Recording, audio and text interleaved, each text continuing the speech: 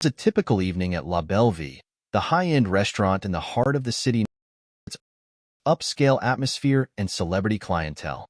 The chandeliers overhead cast a warm glow over the polished wood floors, and the rich aromas of gourmet dishes filled the air. Soft jazz music played in the background, adding to the ambience that spoke of wealth, sophistication, and exclusivity. Everything about the place screamed success. But tonight, the glimmer of luxury was about to be overshadowed by a confrontation that no one saw coming.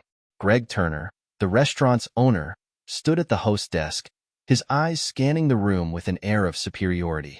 Greg had built La Bellevue from the ground up, and it was his pride and joy. He wasn't just an owner. He was a king in his own right, ruling over his empire with the kind of arrogance that only wealth could breed. A couple walked in, dressed to the nines, and Greg smiled warmly at them. He made a reputation for being charming to the wealthy patrons, always ready with a handshake or a compliment. But when the doors swung open again, it wasn't the usual well-dressed crowd that entered. It was a man, middle-aged, unkempt, wearing ragged clothes and a thick layer of dirt on his face. His eyes, though tired and haunted, still held a glimmer of pride as he stepped inside. This man, Jake, was a veteran, one of the thousands who had found themselves forgotten by society and left to fight battles in the streets instead of on foreign soil. He shuffled toward the host desk, his shoes worn thin, his jacket threadbare. His eyes darted nervously around the opulent interior, clearly out of place among the polished elites. Greg turned and saw him immediately. His smile faded. It wasn't the first time someone had wandered in off the street, but Greg had a zero-tolerance policy for this kind of disruption. The restaurant was a place for people who mattered, people who could afford to eat there. He didn't have time for homeless freeloaders. "Excuse me, sir, can I help you?" Greg asked with forced politeness, already sizing up the man and weighing his options. Jake's voice was raspy, like it hadn't been used in days. I was hoping, maybe you could help me with something to eat. Just a small meal." Greg's eyes narrowed. This was ridiculous. He had no time for this. "We're a fine dining restaurant, not a charity," he said coldly, the smile replaced with thinly veiled disdain. "I don't think you belong here." The couple who had been walking past stopped, awkwardly glancing at the interaction. Greg's voice rose slightly. "We don't serve people like you." Follow the whole story and don't forget to subscribe to the channel and leave a comment to let us know where you are watching the video. It motivates us to share more impactful stories. Jake stood there for a moment, unsure of how to respond. He had been rejected countless times, but the sting of it never got easier. His stomach growled, but his pride held him in place. "I don't want handouts," Jake muttered, his voice barely above a whisper. "Just something to eat." Greg's patience was running thin.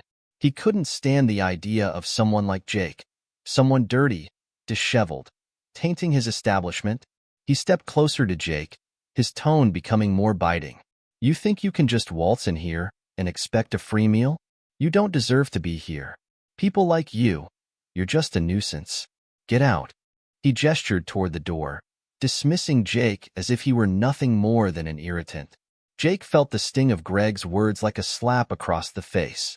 He swallowed hard, fighting back the humiliation that rose in his chest. But before he could say another word, Greg turned away, already addressing the couple who had been watching. As if Jake didn't matter.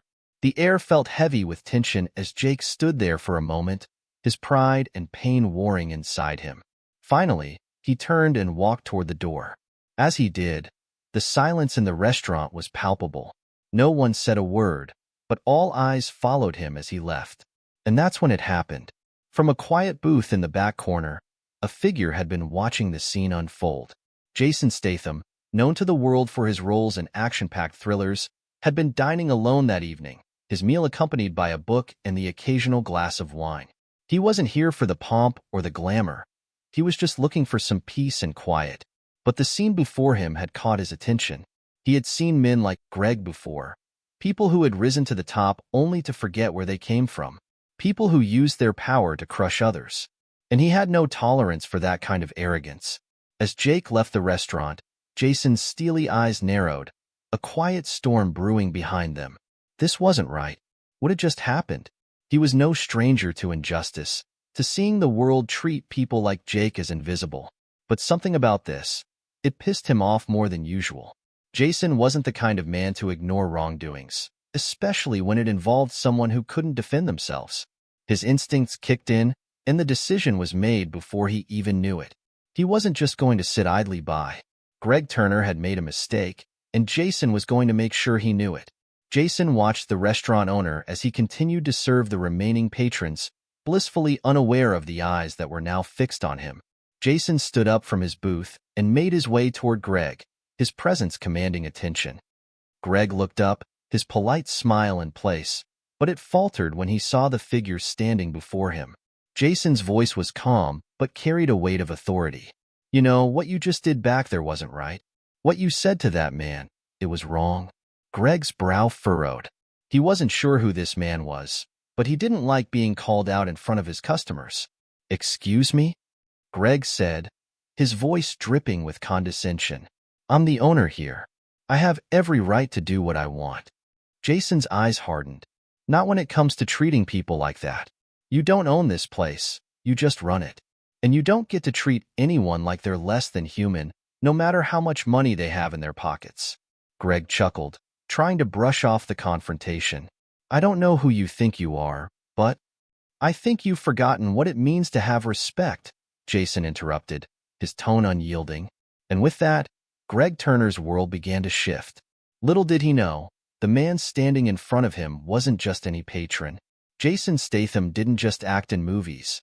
He had the kind of presence that could topple empires. But Greg wouldn't know that just yet.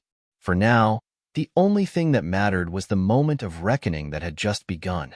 Jake had never imagined he'd end up like this, hungry, disheveled, wandering the streets, pleading for scraps from a world that had long forgotten him. Once, he had been a soldier, a hero, in his own eyes and the eyes of his comrades. But time, along with the weight of invisible scars, had a way of eroding even the strongest men. He had been a child of the Midwest, born in a small town in Nebraska, where the sky stretched wide and the grass swayed like an endless sea. His parents were hard-working folks, his father, a mechanic, and his mother, a schoolteacher. It was a modest life, but it was theirs. Jake had always been taught the value of hard work, integrity, and service. Those lessons stuck with him as he grew older, and by the time he was 18, he joined the army. He wanted to serve his country, to be someone who made a difference. For a while, he was. Jake had served in several tours, first in the Middle East, then later in Africa and Eastern Europe.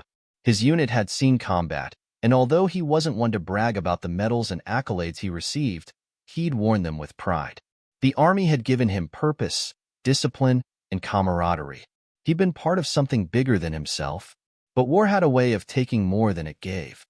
The night his platoon was ambushed in a remote village in Afghanistan was when things began to unravel. The blast had been instantaneous, the sound of shrapnel and gunfire still echoing in his mind like a bad dream he couldn't wake from. He had lost close friends that night, men he had trusted with his life. Jake had barely made it out, his body battered, his mind shattered. The scars on his arms were nothing compared to the ones inside. After returning home, Jake struggled to adjust. He'd gone through the motions, attended therapy, tried to reintegrate into civilian life, found a job as a mechanic. But nothing felt right. The nightmares kept him awake at night, his mind trapped in the past. The world moved on, but he remained stuck in the same place, haunted by the faces of the men he had lost. He was divorced soon after. His wife, Marie, couldn't handle the changes in him. She had tried to be supportive, but how could she understand the trauma of war? How could anyone who hadn't seen it up close? She left, taking their daughter, Emma, with her. Jake's family, his home, all slipped away, one piece at a time. And so, he found himself on the streets. It wasn't a choice, at least not consciously. It was a result of too many failures, too many days where he couldn't get out of bed, too many nights filled with flashbacks. His life had become a series of bad decisions, small compromises, and silent cries for help that went unanswered. Jake didn't drink. He didn't do drugs. But he did spend a lot of time sitting in alleyways, clutching the few possessions he still had, his military jacket, a tattered backpack, and a few photographs of his daughter. He had tried reaching out for help, but the system was a maze, and the walls kept getting higher. He had spent his days walking the streets of the city, sometimes begging for change, sometimes just trying to find something warm to eat. Some days were better than others. Some days, he could almost convince himself that life was still worth fighting for. Other days, the weight of everything was too much to bear. Jake had never asked for pity. He had never believed in handouts. But tonight, as hunger gnawed at his insides, he had swallowed his pride and walked into La Bellevue, hoping that maybe, just maybe, someone would show him a little kindness. But that hadn't happened. Instead, he had been dismissed like a piece of trash. Greg's words echoed in his mind as he walked away from the restaurant. "People like you. You're just a nuisance." It wasn't the first time someone had treated him like that. He had heard it all before. "Get a job. You're a burden. You're nothing but a waste of space." It had always stung, but tonight felt different. Tonight, he had just wanted a meal. He hadn't asked for a handout, just a simple act of decency. Instead, he was humiliated, tossed aside like an afterthought. Jake's steps slowed as he wandered down the sidewalk, the weight of the world pressing down on him. He didn't know where he was going. He rarely did. But his mind kept returning to the interaction at the restaurant, to the look on Greg's face, to the silence in the room after he'd been dismissed. He couldn't shake the feeling that he had been invisible, erased by the world around him. As he passed a dark alley, he noticed the faint sound of a car engine, and for a moment, he considered hitching a ride to wherever it might take him. But then he thought of Emma, his daughter. She was out there somewhere, growing up without him. Maybe she was better off without him, he told himself.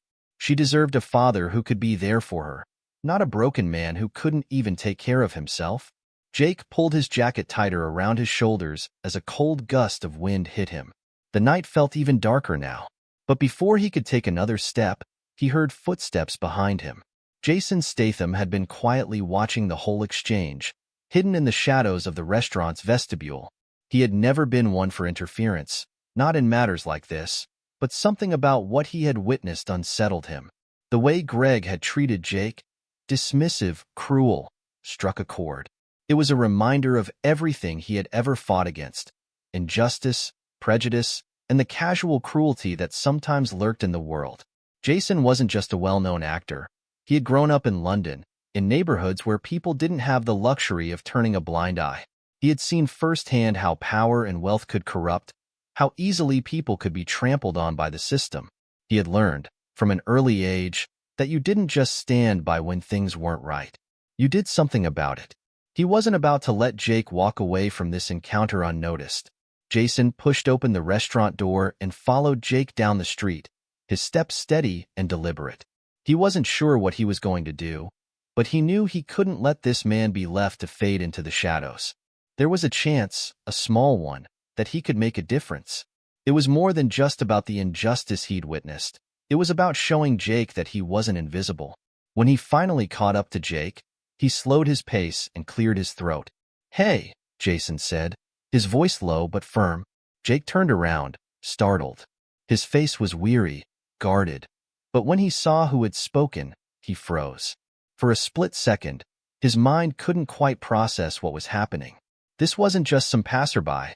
This was Jason Statham, the actor, the action star. Jake felt a wave of confusion hit him. "What's up?" Jake asked, his voice rough from both the cold and the emotions he had been holding back. Jason didn't waste any time. "I saw what happened back there," he said, his eyes scanning Jake's face, his tone steady. "What Greg did to you, it was wrong. Nobody deserves to be treated like that. Not you, not anyone." Jake's eyes flickered with surprise. It wasn't just the fact that Jason had noticed him, it was the fact that Jason cared. In a world that had written him off, that meant something. Jake took a step back, unsure of what to say. Jason took a breath and gave him a slight smile. "You need a place to eat?" he asked. "I know a place that'll treat you like a man, not a beggar." For the first time in what felt like ages, Jake looked up, his eyes softening. Maybe he wasn't invisible, after all. Maybe, just maybe, the world hadn't completely turned its back on him. He nodded slowly. Yeah, I could use a meal. And with that simple exchange, something inside Jake stirred. For the first time in a long while, he felt a flicker of hope. Maybe he didn't have to fight this battle alone. Jake followed Jason down the dimly lit streets, his mind spinning with disbelief. For the first time in years, someone had shown him an ounce of respect. Jason Statham, a man whose name Jake had only ever heard on the big screen, was now walking beside him as if they were equals. It wasn't just the act of kindness that shocked him. It was the man himself. Jason had made a name for himself in Hollywood, but the world wasn't just enamored with his on-screen persona. People respected him for his unwavering sense of justice, for the roles he played as men who stood up for the little guy, the underdog. Jake, with his weathered face and haunted eyes, didn't consider himself an underdog, but he'd definitely been treated like one his whole life. As they walked, Jason kept a steady pace, his gaze sharp, never leaving Jake's side. The faint hum of the city echoed around them, but the air between them was thick with an unspoken tension. Jake wasn't used to being treated with decency, let alone kindness. The whole situation felt surreal, like it was happening to someone else. They reached a modest cafe on the corner of the block, far removed from the luxurious La Bellevue that Jake had tried to enter earlier. The sign read the Common Grounds Cafe in faded neon lights. The smell of freshly brewed coffee and warm pastries wafted through the open door, and for a brief moment, Jake's stomach growled in anticipation. He hadn't eaten a proper meal in days. Jason pushed the door open, the bell above it chiming softly. The interior was cozy, with mismatched furniture, worn leather chairs, and walls lined with bookshelves and local art. It was a stark contrast to the polished opulence of La Bellevue. This was a place where people from all walks of life could gather without judgment. The barista behind the counter, a young woman with tattoos and an easy smile, looked up as they entered. Her gaze lingered on Jake for a moment, but when she saw Jason, her smile widened. "Good to see you, Jason," she said warmly. "What can I get for you today?" Jason nodded, his eyes flicking back to Jake for a moment before he spoke. "He's with me tonight. Whatever he wants, it's on me." The barista raised an eyebrow but didn't question him. "Got it." Jake stood there, awkwardly shifting his weight from one foot to the other.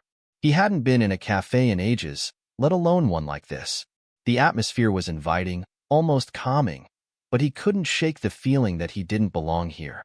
He half expected someone to come up to him and ask him to leave, just like Greg had done earlier. Jason noticed the unease in Jake's posture. "Don't worry," he said quietly, his voice reassuring. "You're good here." Jake nodded, but his guard stayed up.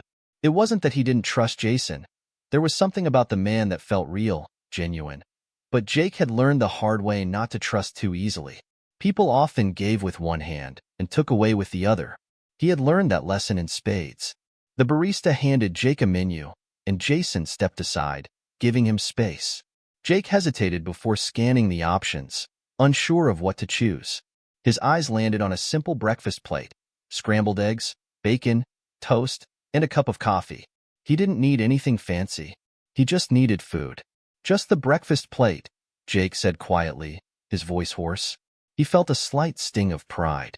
He hadn't asked for anything extravagant, just a meal to fill the emptiness inside.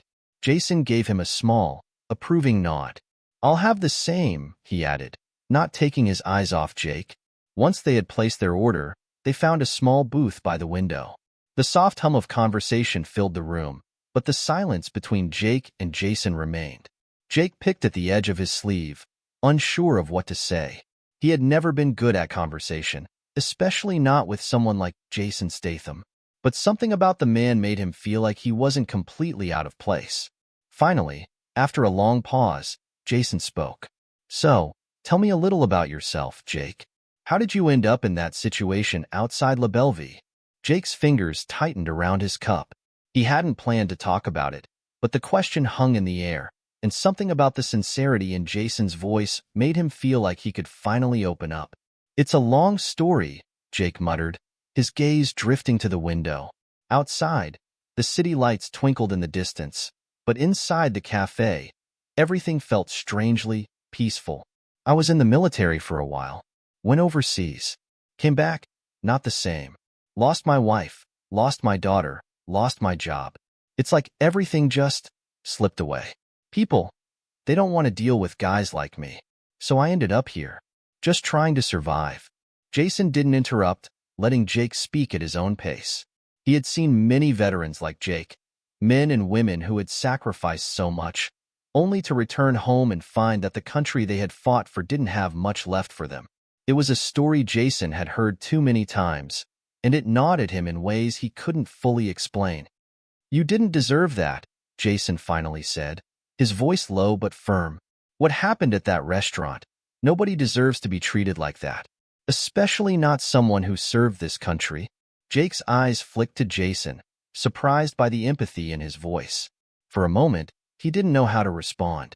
He had spent so much time trying to block out the pain, trying to keep his emotions in check, that he hadn't expected anyone to acknowledge it.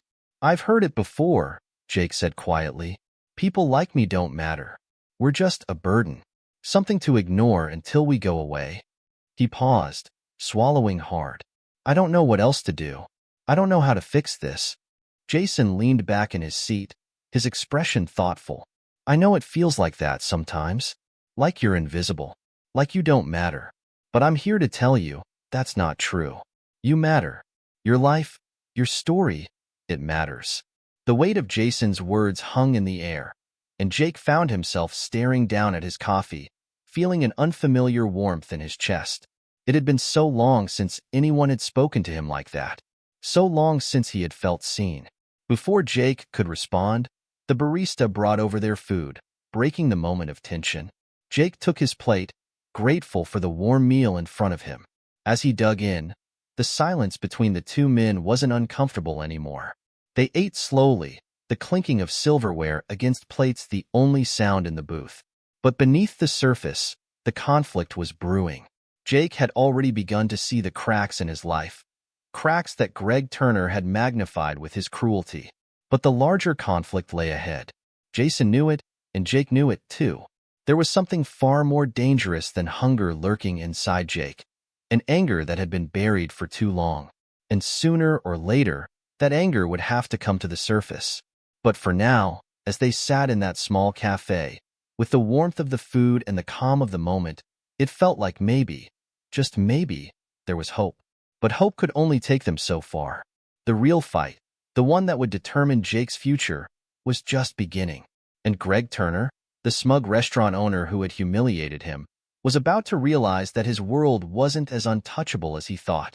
The days following Jake's unexpected encounter with Jason Statham were a blur of strange comfort. For the first time in what seemed like forever, Jake was no longer drifting aimlessly through the cold streets. Jason had offered him more than just a meal. He had given him a sense of dignity, something that had long been absent from his life. But Jake knew he couldn't live off of this brief moment of kindness forever. The questions gnawed at him. How did he get here? How had his life spiraled so far out of control? And the bigger question, what would he do now? That night, after finishing the meal at the Common Grounds Cafe, Jason had told Jake to keep in touch, to reach out if he ever needed anything. It wasn't a promise of a miracle, but it was something Jake hadn't expected: hope. For the first time in years, Jake felt like someone cared. And that was a feeling he hadn't had since his military days. But Jake didn't want to depend on someone else's charity, no matter how well-meaning. He had a deep-seated need to prove something, to himself, to the world, and perhaps most of all, to his daughter, Emma. She was the one thing that kept him grounded, even though he hadn't seen her in years. The thought of her smile, her laughter, those were the things that kept him from giving up entirely. Jason had given him more than just a chance to eat or sleep under a roof for a night. He had opened a door, just slightly, to a world Jake thought he'd never be part of again. And now, standing at that threshold, Jake knew what he had to do next. It had been a quiet morning, the usual hum of the city muffled under the chill of the December air. But Jake stood, his military jacket pulled tight around him, staring at the glass and steel facade of the restaurant. The arrogance of it, the polished exterior, the suited waitstaff, the gleaming chandeliers. It was a reminder of everything he had lost. But now, there was something else that burned within him. Anger. Anger at Greg Turner, who had treated him like trash simply because of his appearance. Anger at the world that had discarded men like him, without a second thought. He was done being ignored, done being invisible. Jake took a deep breath, his fists clenched at his sides. He wasn't here to beg for a meal this time. No, he was here for something more, something bigger. Inside La Bellevue, Greg Turner was just finishing his lunch when his assistant buzzed through. "Mr. Turner, there's a man here to see you. He says his name is Jake." Greg raised an eyebrow. He didn't recognize the name. He didn't remember anyone named Jake from that evening, except the homeless guy who had dared to ask for food. His stomach turned just thinking about it. "Send him away," Greg snapped. "I don't have time for that kind of person. Tell him to move along." The assistant hesitated, her voice faltering. "Actually, Mr. Turner, he's asking to speak to you specifically. He says he has something important to discuss." Greg was about to dismiss her when he heard the faint sound of footsteps. He turned to find Jake standing at the door, his posture strong, his eyes focused and determined. Something had changed in the man since their last encounter. Gone was the slumped, defeated figure he had dismissed so easily. In his place stood a man who had found his footing, his voice, his purpose. For a moment, Greg felt a flicker of unease, but he quickly pushed it aside. He was the owner of La Bellevue. He was used to controlling the situation. He gestured for Jake to come forward, his expression cold. "What is this?" Greg sneered. "Come back here to beg for a meal again? I told you once, and I'll tell you again. You're wasting your time." Jake didn't flinch. He stepped forward, standing tall in front of Greg's desk. "I'm not here for a meal, Greg," he said, his voice steady but sharp. "I'm here to settle something." Greg's eyes narrowed. He leaned back in his chair, folding his arms. "Oh? And what could that possibly be?" Jake took a breath, his mind flashing back to the moment Greg had humiliated him. "That night, when you tossed me out like I was nothing. I don't forget how people treat me, and I sure as hell don't forget when people treat others like trash. You might think you're better than me, but you're wrong." Greg laughed, a low, mocking sound that echoed through the sleek restaurant. "You're just a homeless guy. What do you think you can do to me? Who's going to believe you over me?" Jake's eyes locked onto Greg's. "Someone will believe me, Greg. And maybe it'll be more than just one person." Greg's smirk faltered for a brief second. He could see the conviction in Jake's eyes, something he hadn't expected. But he quickly recovered, his smile returning, though it didn't quite reach his eyes. "You've got guts. I'll give you that," Greg said. "But you're still nothing. If you think anyone's going to care about your little complaints, you're out of your mind." Jake took another step forward. "Maybe not now, Greg, but I've got a voice, and I'm going to use it. You might have your fancy restaurant, but I've got something you don't, integrity." Greg's expression darkened. His jaw clenched as he stood up abruptly, leaning over the desk. "I don't know what game you're playing here, but if you think you're going to walk into my restaurant and talk down to me like this, you've got another thing coming." Jake held his ground. "You're the one who made the first move, Greg, not me. You treated me like I was invisible, like I was a problem that could be ignored. But you're wrong. You can't just walk over people like you own them." Greg sneered, stepping back. "Is that a threat? Because if you think I'm going to—" Before Greg could finish, the door to his office opened, and a voice interrupted him. "Actually, Greg," came a familiar voice, calm but unyielding. "You might want to listen to what Jake has to say." Jason Statham entered the room, his presence commanding, his gaze unwavering. Greg froze, his face draining of color. The actor, one of the most famous figures in Hollywood, was standing in front of him. Jason Statham didn't look like someone you could ignore. "This is Jake," Jason continued, his tone quiet but firm. "And I think it's time you understood something. The way you treated him that night, the way you treated other people. Your power doesn't give you the right to step on others. People like you might think they're untouchable, but sometimes, the people you look down on have more strength than you realize." Greg's eyes flicked between Jake and Jason, the reality of the situation slowly sinking in. His face reddened, but he was smart enough to stay silent. Jason's reputation alone was enough to make anyone think twice. "Maybe it's time you reconsidered how you treat the people around you, Greg," Jason said softly, his eyes never leaving the restaurant owner. Because people like Jake don't forget. And neither do I. Jake's heart raced as he stood there, listening to the words he had longed to hear. He had come to fight for his dignity, and somehow, against all odds, he had found an ally in the most unlikely of places. Jason wasn't just a famous actor. He was a man who knew what it meant to stand up for what's right. And in this moment, he was standing with Jake. For the first time in years, Jake felt like he was no longer alone in this battle. The question was no longer if Greg would face consequences. It was a matter of when. And as Jake looked into Greg's eyes, he knew that his journey toward justice had just begun. The tension in Greg Turner's office was thick, like the heavy air before a storm. Jason Statham, usually so composed and confident, stood with an air of quiet authority that had completely unnerved the restaurant owner. His face was flushed with anger, but he didn't dare raise his voice. He could feel his grip on the situation slipping, and the weight of it was making him sweat. Jake, on the other hand, stood rooted to the spot, his heart racing but his resolve stronger than ever. This moment, this confrontation, had been building for years. It wasn't just about Greg Turner anymore.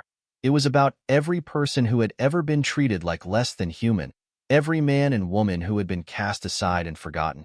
He had always lived in the shadows, but now the light was shining on him. And this time, he wasn't going to let it fade.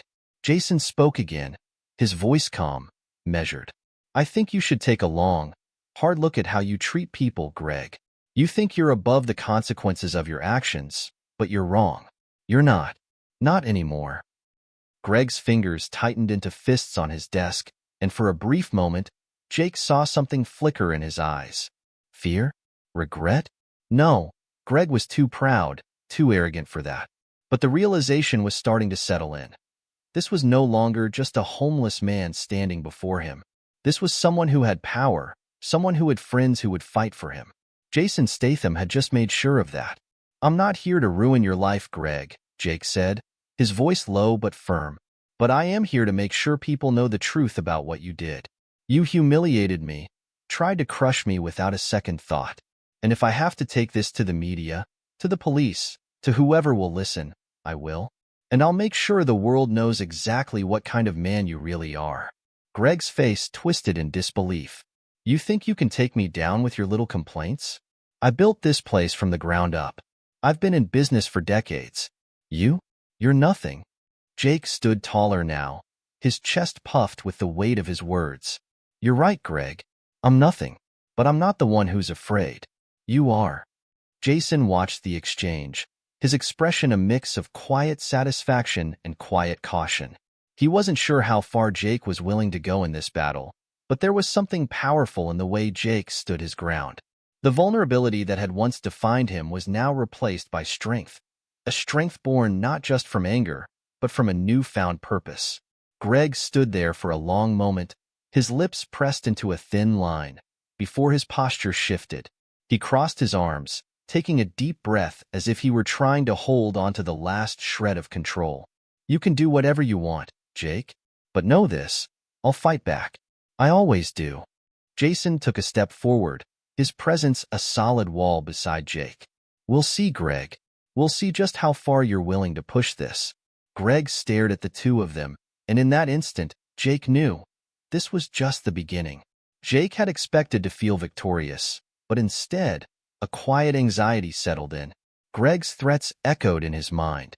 The idea of taking the fight public, of facing the fallout, was daunting. He had been humiliated once before. What would stop it from happening again? Jason had reassured him, though, in his usual, no-nonsense way. You've got this, Jake. You're not alone anymore. And if Greg thinks he can scare you back into hiding, he's dead wrong. But despite the reassurances, Jake couldn't shake the gnawing feeling that he was teetering on the edge of something much larger than he had ever anticipated. His phone had been ringing constantly. News outlets, lawyers, even a few of the people who frequented the cafe where he'd first met Jason, all reaching out with their own opinions, their own advice. Then, the twist came. Late one evening, as Jake sat in his small apartment, his hands wrapped around a lukewarm cup of coffee, his mind racing, he received a phone call. The number was unfamiliar, But the voice on the other end was clear and authoritative. "Mr. Carter," the voice said, "this is Rachel Barnes from the Times. I'm calling in regard to the incident at La Bellevue." Jake's heart skipped a beat. The media? It hadn't occurred to him that it would escalate this quickly. "Mr. Carter, we've been made aware of the incident involving you and Greg Turner," Rachel continued. "We'd like to hear your side of the story. We believe this could be a significant piece of investigative journalism. We're prepared to go public with this, expose the truth behind La Bellevue and the way Turner operates." Jake set the coffee cup down slowly, his mind reeling. The offer was tempting, but he couldn't help but wonder. Was he ready for the fallout? Was he ready to face the backlash from a man like Greg Turner, someone who had power and influence in this city? "You want me to go public?" Jake asked, trying to keep his voice steady. "What's the catch?" "No catch," Rachel assured him. "We believe people need to know the truth. It's time someone took a stand against men like Greg Turner." Jake exhaled, a rush of emotions flooding through him. The anger, the humiliation, the fear. It all came crashing back, but this time, he didn't feel as weak. He felt something else, resolve. "I'll do it," he said, his voice firm. "I'll tell you everything. But it's not just about me. This is about every person he's ever mistreated. This is bigger than just one man." Rachel paused, and when she spoke again, her voice was full of respect. "We understand, Jake. We'll make sure your story is told, and we'll make sure it's heard." The following days were a blur of interviews, meetings with lawyers, and late nights spent piecing together the truth. Jake knew that once he went public, there would be no turning back. But with every step, he felt a growing sense of purpose, a belief that justice might actually be possible. And then, just when it seemed like things were about to reach a breaking point, the final twist came. It was a late afternoon when Jake received another call. This time, it was from Jason. "Jake, I think we've got some good news," Jason said, his tone light but purposeful. "I've got a little surprise for you. It's time to make things right." Before Jake could ask any questions, Jason hung up. The mystery of it gnawed at him, but he had learned to trust Jason. And if there was one thing Jake had learned through all of this, it was that no matter how dark things seemed, there was always a way out. The next day, Jake stood outside La Bellevue once again, this time with a different purpose in mind. This time, he wasn't alone. Jason stood beside him, his presence as commanding as ever. As the doors to the restaurant opened, Jake stepped forward, feeling a surge of strength. He wasn't afraid anymore. Not of Greg, not of the media, not of the world. This battle wasn't just for him anymore. It was for everyone who had ever been treated like an outsider, like they didn't matter. It was for anyone who had ever been cast aside. And today, Jake was going to make sure the world knew that his voice, our voices, mattered. And in the quiet power of that moment, the final pieces of Jake's transformation fell into place. He was no longer invisible. This was his time. Jake stood in front of La Bellevue, staring up at the gleaming restaurant's entrance.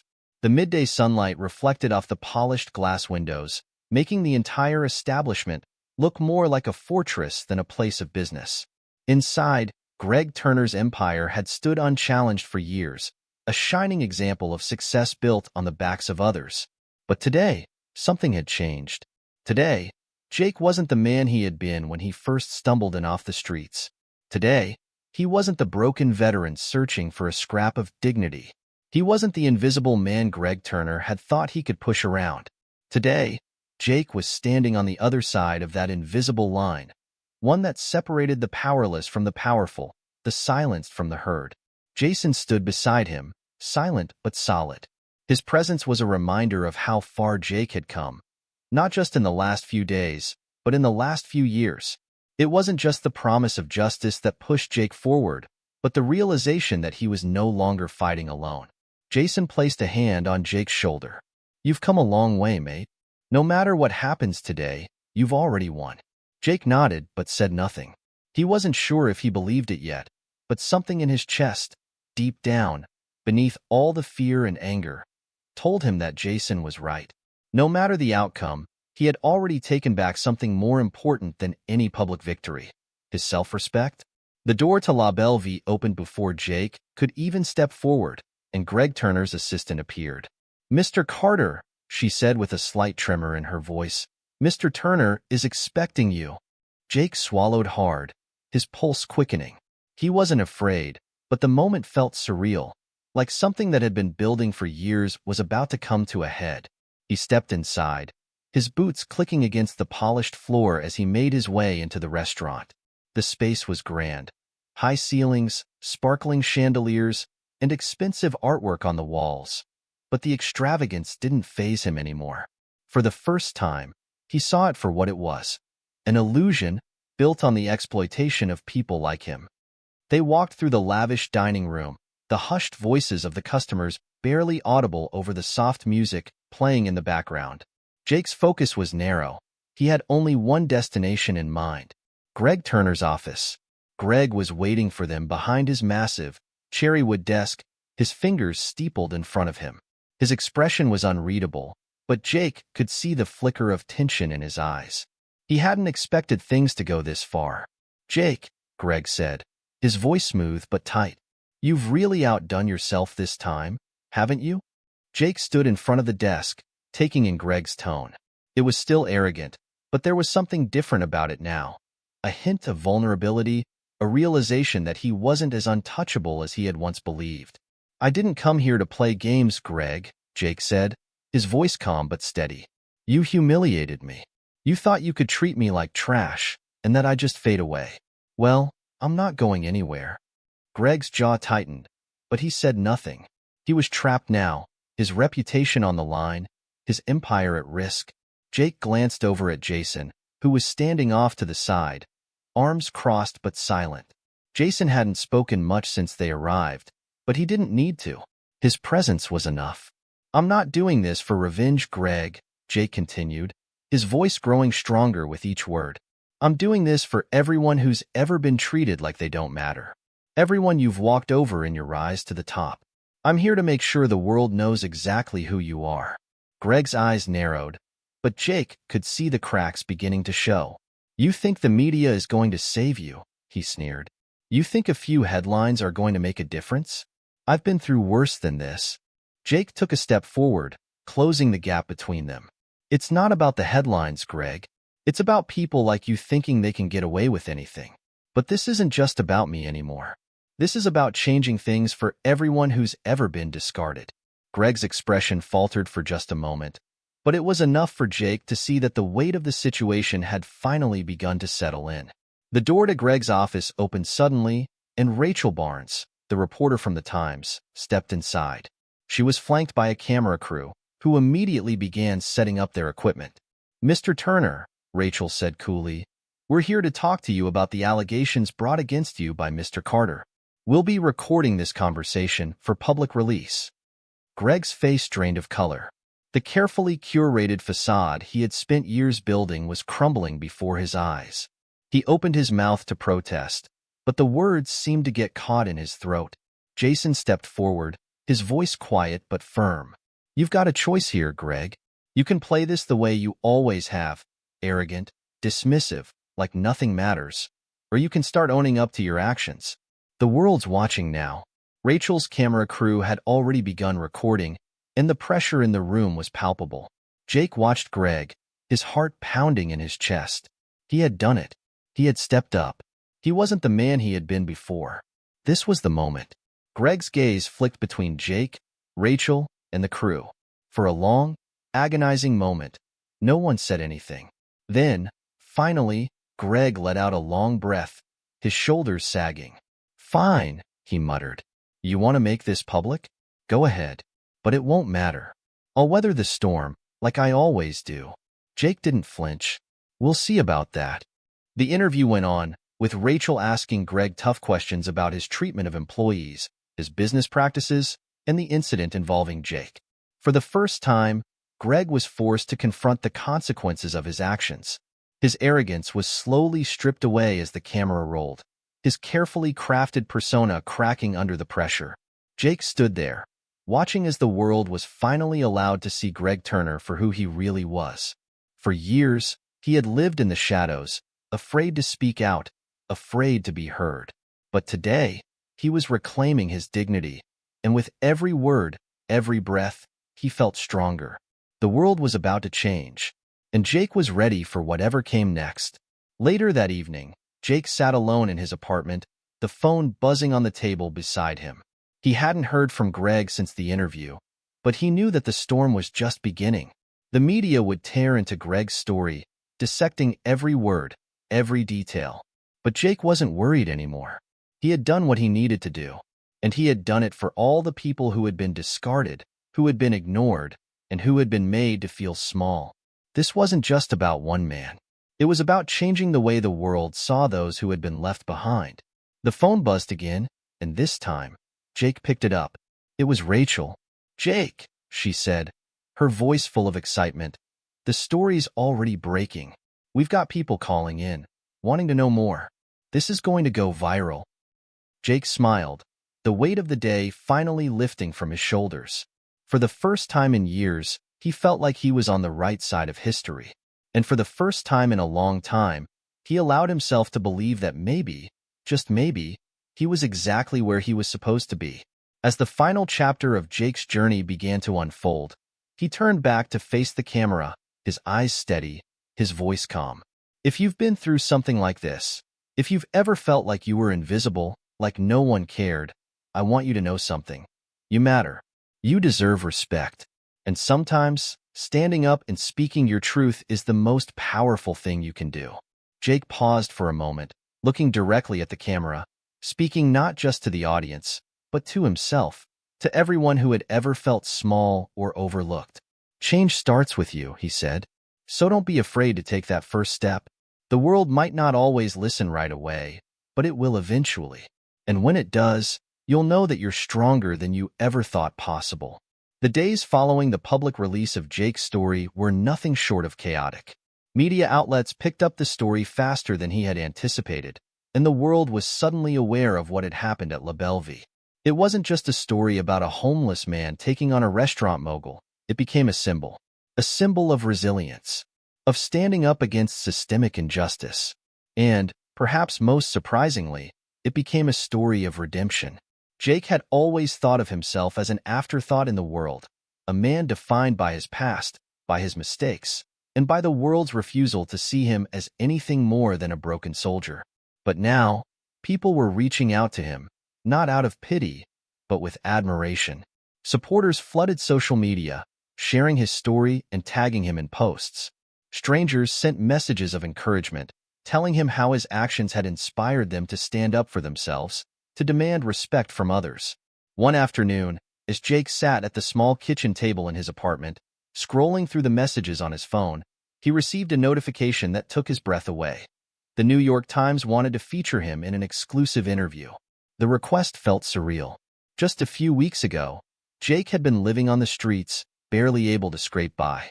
Now, he was being asked to share his story with the world that had, for so long, refused to acknowledge him. He glanced over at the chair across from him where Jason had been sitting just moments ago. Jason had been a constant throughout this whirlwind, offering advice and encouragement at every turn. The big-time actor who had walked into his life unexpectedly had become something more than a mentor. He had become a friend, someone Jake could trust. "You ready for this?" Jason's voice came from behind him, and Jake turned to see his friend leaning casually against the doorframe. "I don't know," Jake admitted with a nervous laugh. "I didn't think it would go this far." Jason gave a small, reassuring smile. "It's not about how far it goes, mate. It's about what you do with it. You've already got people listening. Now, it's your chance to speak." Jake took a deep breath and looked out the window. The world outside seemed different somehow. Bigger, more open, and full of possibility. The path ahead wasn't easy, but for the first time in years, he could see it clearly. The interview with the New York Times took place 2 days later in a small, quiet cafe in the heart of downtown. Rachel Barnes, the reporter who had been there for the initial breaking of the story, was there as well. She had been Jake's first real ally in this journey, and the two of them had developed a professional but warm rapport over the past few days. As Jake sat down across from her, the reporter's friendly but focused demeanor put him at ease. The table between them was scattered with notebooks, pens, and a few cups of coffee, but Jake hardly noticed any of it. He was still adjusting to this new reality, the reality of being listened to, being seen. "Jake, thank you for agreeing to sit down with us today," Rachel began, her voice as calm and steady as ever. "I know this hasn't been an easy journey for you, but you've come so far. Could you start by telling us how you felt when you first decided to take on Greg Turner?" Jake paused for a moment, thinking back to that pivotal moment in La Bellevue when everything had changed. He remembered the rush of anger, the fear, but most of all, the realization that he couldn't back down. "I guess it was a mix of anger and something else," Jake said, his voice steady but thoughtful. "I'd been treated like nothing for so long, and when Greg humiliated me, it was like that was the last straw. But I wasn't just angry at him. I was angry at the system, at the way people like me are made to feel invisible. I wasn't going to let him get away with it, and I wasn't going to let anyone forget that people like me matter." Rachel nodded, scribbling notes as she listened. She knew there was more to the story than just a fight with one man.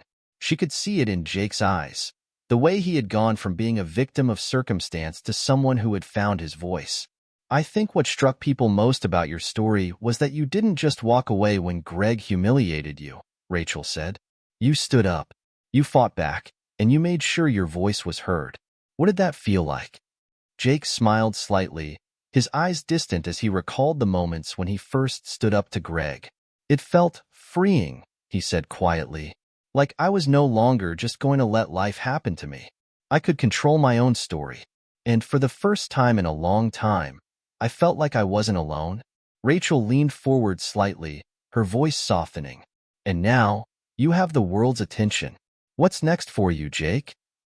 Jake thought about it for a moment. His life had already been changed in so many ways, but there was still so much more to be done.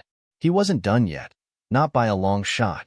"I'm not sure yet," Jake said, his gaze drifting out the window. "But I know one thing. I'm not going to stop. I think there are a lot of people out there who've been through the same things I have. People who've been forgotten, mistreated. If I can keep sharing my story, keep standing up for people like me, then maybe I can help make a difference." The article in the New York Times hit the front page the following week. Jake's story was no longer just a local issue. It was national news. Social media exploded, with hashtags like #RespectForAll and #TheInvisibleMan trending across platforms. Support poured in from people everywhere, from veterans like Jake to everyday citizens who had been inspired by his courage. But as much as the public response was heartening, it also revealed something deeper.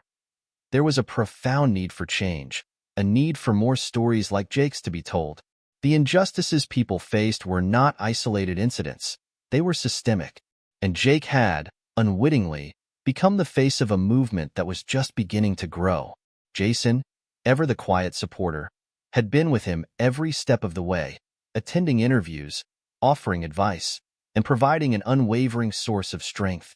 But Jake knew that this journey wasn't just about him anymore. It was about something far bigger. Weeks passed, and as the media frenzy began to quiet down, Jake found himself reflecting more and more on what had transpired. There was a part of him that still couldn't believe it.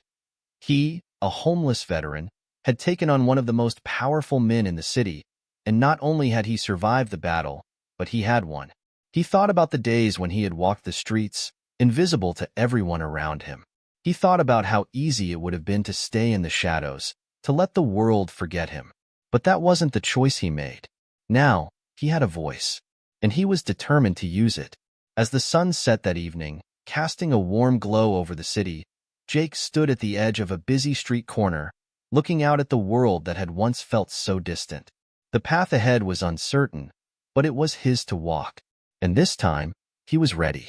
It had been a month since Jake's story had gone viral, since the New York Times ran his interview, and since his name became known across the country. At first, the attention was a whirlwind of interviews, social media mentions, and endless waves of support. He had gotten calls from veterans organizations, nonprofits offering him positions to speak out for homeless veterans, and even a few big-name political figures asking for his endorsement. But the attention, as he'd soon come to realize, wasn't all positive. There was a darker side to fame, one he hadn't fully understood when he first started his journey. It started subtly. A few snide comments on social media, A few articles questioning his motives, suggesting that his rise to fame was a fluke. But then, as his story continued to be shared, the tone shifted. Some people saw him as a hero, yes, but there were others who saw him as a pawn. A man who had manipulated the media, taken advantage of a moment, and, some said, even been used by Jason Statham for his own purposes. Jake was sitting in his apartment one evening when the first real wave of negativity hit. He had just finished reading an article in the Daily Observer, a tabloid known for sensationalism. The headline alone was enough to make his stomach churn. From homeless hero to media puppet, the truth behind Jake Carter's rise. The article insinuated that Jake was nothing more than a media stunt, a tool for Jason Statham to promote his own brand and make headlines. It claimed that Jake wasn't really trying to fight for justice, that he was just a man looking for his 15 minutes of fame, using his former veteran status to gain public sympathy. Jake's fists clenched as he read through the story, his heart pounding in his chest. The article twisted his words, took everything he had said, and turned it into something ugly.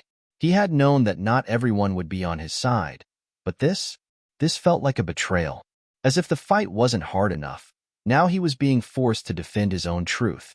The very people who had once rallied behind him were now questioning his motives. It was overwhelming. The phone rang, breaking Jake from his spiraling thoughts. He stared at the screen, seeing Jason's name pop up. With a heavy sigh, he answered, trying to hide the frustration in his voice. "Hey, mate, what's up?" Jason asked, his voice calm and steady, the same as it always was. "Jason, have you seen this?" Jake asked, his tone sharp. "This article. It's all lies. I don't know how they're twisting everything I've said." There was a pause on the other end, and Jake could hear Jason exhale slowly. "I've seen it," Jason said, "and I won't lie, it's pretty rough. But this is the price of standing out, Jake. You can't expect everyone to be on your side. The more people know your name, the more they'll try to tear you down. You just need to stay focused." Jake let out a bitter laugh.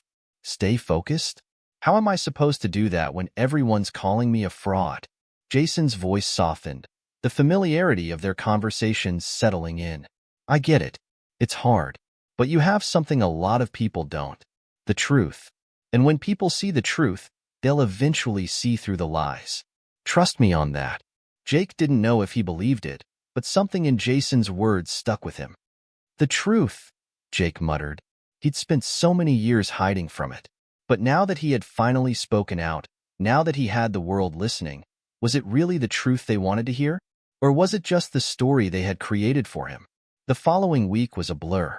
Jake was contacted by a major media company asking him to make a public statement, clear his name, and assure the public that he wasn't being used. The requests were overwhelming, and it seemed like everyone wanted a piece of him. Jason had kept his distance in recent days, not out of spite, but because Jake needed to handle things on his own. But the weight of the public scrutiny was beginning to take its toll. That afternoon, Jake stood outside his apartment building, staring at the street below. People walked by, some unaware of his presence, others casting curious glances in his direction. He felt like a stranger in his own skin. What had he become? A hero? A pawn? Or something else entirely? As if on cue, Jason appeared, walking up the street toward Jake. He wore a quiet smile, the same calm, collected demeanor that had become his trademark. Jake turned to face him, crossing his arms defensively. "You were right, you know. About the media, about the attention. But I don't know if I can handle this. It's like no matter what I do, they're never going to see me for who I really am." Jason studied him for a long moment before stepping closer. "Jake, look at me." Jake did, reluctantly. "Do you think I've been immune to this kind of scrutiny? To the lies, to the rumors, to the way people twist your words? I've been through it all, mate. And you know what? It never stops. You just learn to keep moving. Because the truth, it'll always catch up with the lies." Jake didn't answer at first. The world had been so different when he'd been just a man with a story, a man fighting for justice. Now, he was a symbol, a talking head on TV, and it felt like everything he had worked for was slipping away. "You know," Jason continued, "it's not about being perfect. No one expects you to be. It's about staying true to yourself, no matter what. The people who matter will see that. And the others? They'll fade away. Jake felt a weight lift from his chest at Jason's words, but the heaviness of everything still loomed in the back of his mind. I don't want to be a puppet, Jason, Jake said, his voice quiet. I don't want to just be some guy in the spotlight. I want to make real change. I want to help people like me, the ones who are still out there, invisible. Jason placed a hand on Jake's shoulder, his grip firm and reassuring. And you will. But first, you've got to find a way to stay grounded.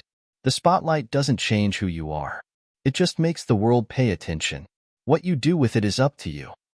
Later that evening, Jake sat down at his desk and opened his laptop.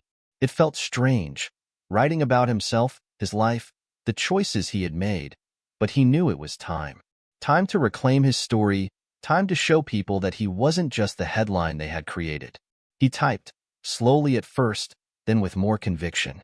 I never wanted to be a symbol. I never wanted to be anyone's hero, but I did want to be seen. I wanted my story to be heard, not because I'm special, but because I'm not alone. There are countless others out there, people who've been forgotten, discarded. They deserve to be seen, too. And if sharing my story can help them get there, then I'll keep telling it. He took a deep breath and hit send. Jake woke up to an empty apartment the next morning, the weight of yesterday still pressing down on his chest. He had spent the entire night staring at the screen of his laptop, reading through the flood of messages, both supportive and critical. His inbox was a battleground. Veterans who praised him for taking a stand, and others who scorned him for being used by the media. Journalists, influencers, and everyday people had all weighed in, each with their own opinion about who he was and what his story really meant. The pressure was mounting. He could feel it in his bones. But then, there was a small flicker of hope. It came in the form of a message from Rachel Barnes, the reporter from the New York Times. Her words were simple, but they cut through the noise like a sharp knife. Jake, I've been following your story closely. I think we need to sit down again.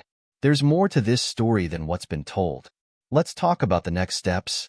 Jake stared at the message for a moment, wondering what she meant. He had already told his side, hadn't he? He'd shared his truth.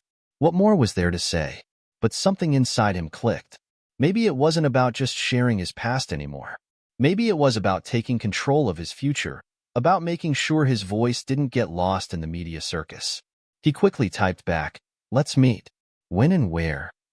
2 days later, Jake sat across from Rachel in a small, quiet cafe in the heart of the city.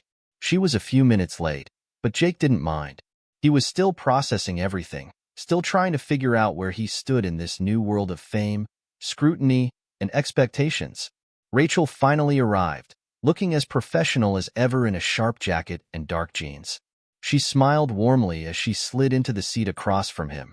Jake, she said, her voice calm but urgent. I know things have been overwhelming. I know the media's been harsh, and I get why you're frustrated. But there's something important that I think needs to be said, something that hasn't been addressed yet. Jake raised an eyebrow. What's that?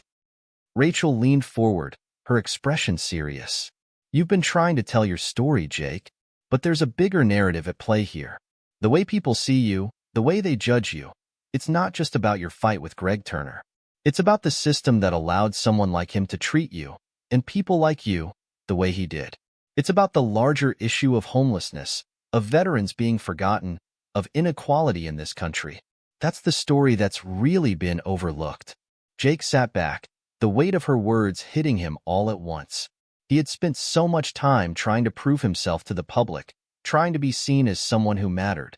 But what if it wasn't about him at all? What if it was about the cause, about the people still struggling out there, still suffering in silence? He didn't know it then, but in that moment, a light bulb went off in his mind. Maybe this was his chance to do something bigger, to not just stand up for himself, but to stand up for all the people who had been pushed to the margins of society. You're right, Jake said, his voice quiet but determined. This isn't just about me. This is about all the people who've been ignored, forgotten, pushed aside. Veterans, homeless folks, anyone who's been made to feel like they don't matter. Rachel smiled, clearly relieved. Exactly. And you've already become the face of this movement. People are listening to you, Jake. But now it's time to channel that attention into real change. What do you want to do with it? Jake took a deep breath, his mind racing. For the first time in a long while, he felt a sense of purpose beyond just surviving. It was like he had been given a platform, a voice, and it was his job to make sure it wasn't wasted. I want to help. I want to give veterans and homeless people the resources they need. I want to raise awareness about the issues they face. And I want to fight for real change in how we treat the people who served our country, the people who are struggling to make ends meet, the people who are treated like they don't matter. Rachel nodded, her eyes bright with understanding. That's the kind of story I think we need to tell. And if you're ready to take that on, I'm with you. Jake didn't hesitate. Let's do it. Let's make sure the world knows that we won't be silenced anymore. The following weeks were a whirlwind of planning, meetings, and phone calls. Jake and Rachel worked together to craft a new narrative, not just about Jake's personal journey, but about the larger issues at play. They began contacting veteran organizations, homelessness advocacy groups, and social justice activists to form a coalition dedicated to addressing the problems Jake had spent so many years grappling with. Jason, ever supportive, offered his help in any way he could, connecting them with influential figures and using his platform to spread the word. But Jake was careful not to let the media turn him into a one-man show. This was about a movement, not about a single person's fame. They launched a new initiative called the Forgotten Voices Project, a campaign dedicated to raising awareness about the struggles of homeless veterans and marginalized groups. Jake appeared on television, podcasts, and social media, using his newfound fame to shine a spotlight on the issues that had been so easily overlooked for so long. But even as Jake embraced his new role, the road was far from easy. The media circus, which had once been an overwhelming force, now seemed like a constant reminder of the cost of fame. Every interview, every public appearance, every tweet was scrutinized. People were still quick to judge him, quick to pick apart his every word. One evening, after a particularly exhausting day of interviews, Jake found himself alone in his apartment. His phone buzzed with another notification. This time, it was an article questioning his authenticity, accusing him of using his platform for personal gain. He groaned, rubbing his eyes as the familiar frustration washed over him. But then, something clicked. This wasn't just about defending himself anymore. It was about something bigger. It was about changing the way people thought, changing the way people treated the homeless, the veterans, the invisible members of society. If he could keep pushing forward, keep fighting for those who couldn't speak for themselves, then it wouldn't matter what the critics said. He was doing the right thing, and that was all that mattered. Jake woke up to a new reality. The Forgotten Voices project was gaining traction, the media was paying attention again, but not for the reasons he had hoped. It wasn't just about the veterans or the homeless anymore. It was about the battle for who could control the narrative. The public debate was intensifying, and Jake was caught in the middle. The phone call came early that morning. It was Rachel. "Jake, have you seen the news?" she asked, her voice tight with urgency. "No, I just woke up." "What happened?" Jake rubbed his eyes and sat up in bed, bracing for another round of negative press. "There's going to be a debate tonight," Rachel continued. "You're going head-to-head with Greg Turner. He's going to try to spin everything, make you out to be a pawn in a media circus. You need to be ready." Jake's stomach tightened. Greg Turner. The very man whose insult had triggered the viral moment that changed everything. The man who represented everything Jake had fought against. And now, here he was, ready to publicly discredit Jake and his mission. Jake had known this moment was coming. He had braced himself for it. But now that it was here, the weight of it felt heavier than ever. "I'm ready," Jake said, though he wasn't entirely sure he believed it. "I'll show him who I really am." The debate was set to air live on a national network at prime time. Jake arrived at the studio, his nerves in full swing, though he tried to hide it behind a mask of calm determination. Rachel met him outside, offering a quick but reassuring smile. "You've got this, Jake," she said, squeezing his shoulder. "This is your chance to take control of your story. Don't let him manipulate you." Jake nodded, but inside, his mind was racing. He knew this debate was going to be fierce. He knew Greg Turner would throw every accusation, every insult, every lie he could to make Jake look weak. But what he didn't know was how he would react. Would he fall apart, or would he rise to the occasion? Inside the studio, the atmosphere was tense. Jake could feel the heat of the stage lights on his skin as he sat in the green room, waiting for the show to begin. His palms were clammy, his throat dry. He had been through a lot: fame, scrutiny, public outrage. But this was different. This was a battle for the soul of his mission, a test of whether he could stay true to his cause in the face of everything. Finally, the doors to the studio opened, and a producer waved him in. The debate was about to begin. The stage was set, 2 chairs, a moderator, and cameras pointing directly at the 2 men who would soon square off. Jake sat across from Greg Turner, whose polished suit and smirk screamed confidence. He looked like a man who had played this game 1,000 times, a man who knew how to manipulate the public's perception. The moderator introduced them both, and the debate began. Jake, the moderator began, turning to him first. You've been very vocal about your past and the struggles of homeless veterans. But there are those who say your newfound fame isn't about the cause at all. It's about you, your story, and the media attention you're getting. How do you respond? Jake took a deep breath. This was it. He knew the question was coming, and he knew how Greg would try to twist it.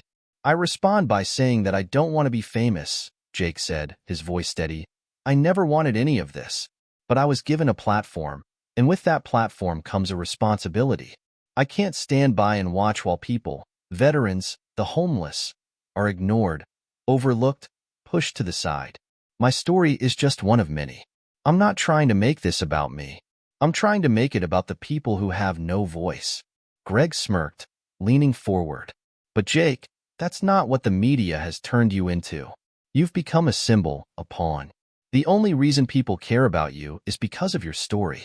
You were homeless, and now you're a hero. But the truth is, you're just playing the part, just like the media wants you to.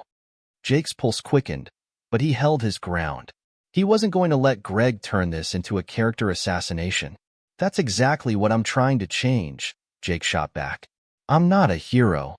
I'm a man who's been through hell, just like so many others. I'm not here for glory or fame.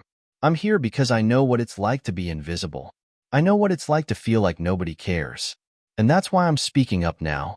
Greg's smile faded, but he wasn't done. You've used your story to climb the ladder, Jake. You've gotten all this attention, all this support. But how much of that is really about you helping others, and how much of it is just you building your own brand? Jake felt his anger rising, but he kept it in check. This wasn't about winning the argument. It was about making people understand what was at stake. I'm not building a brand, Greg. I'm trying to build a movement. There's a difference. And if you can't see that, maybe you're part of the problem. The real question is, why are you so afraid of change? Why are you so afraid of letting people like me, people who've been pushed to the edges of society, have a voice? Greg recoiled slightly, clearly taken aback by Jake's bluntness. The audience could feel the tension between them, the 2 men locked in a battle not just of words, but of ideologies. The moderator stepped in, trying to steer the conversation back to safer ground. Let's talk about the issue at hand: homelessness among veterans. What do you both think should be done to address this crisis? Jake didn't hesitate. This was his fight, his cause. We need more resources, more programs. We need to hold the government accountable. Veterans shouldn't be sleeping on the streets after they've served this country. It's disgraceful. And it's time we, as a nation, do more to help those who have sacrificed everything for us. Greg raised an eyebrow. And how do you propose we fund all these programs, Jake? Do you have a solution, or are you just offering empty words? Jake leaned forward, meeting Greg's gaze. The solution isn't just about funding. It's about changing the way we see people. It's about looking at every homeless person, every struggling veteran, and seeing them as a human being, not as a statistic. We need to prioritize people over politics. And if that means changing how we spend our money, then so be it. The debate continued, each exchange more heated than the last. But as the discussion wore on, it became clear that Jake was starting to take control of the conversation. Greg Turner, for all his slick rhetoric and sharp words, was losing ground. The truth Jake was speaking resonated with the audience, with the public who had long since grown tired of the rhetoric and ready for real action. By the end of the debate, Jake knew he had made his point. He wasn't just a symbol. He was a voice for the voiceless. And as the cameras turned off and the crowd dispersed, Jake felt a small sense of victory. Not because he had won the debate, but because he had done what he set out to do. He had put the issues that mattered front and center. He wasn't going to back down. Not now, not ever. Jake had faced off against one of the most influential figures in the fight for homelessness awareness, and despite the tough questions and harsh criticisms, he had remained unshaken. His message was clear. It wasn't about him. It was about those who had no voice. What about you? Have you ever had to stand up for what you believe in, even when it felt like everyone was against you? How do you keep fighting for what's right? Share your thoughts in the comments below. Let's keep the conversation going.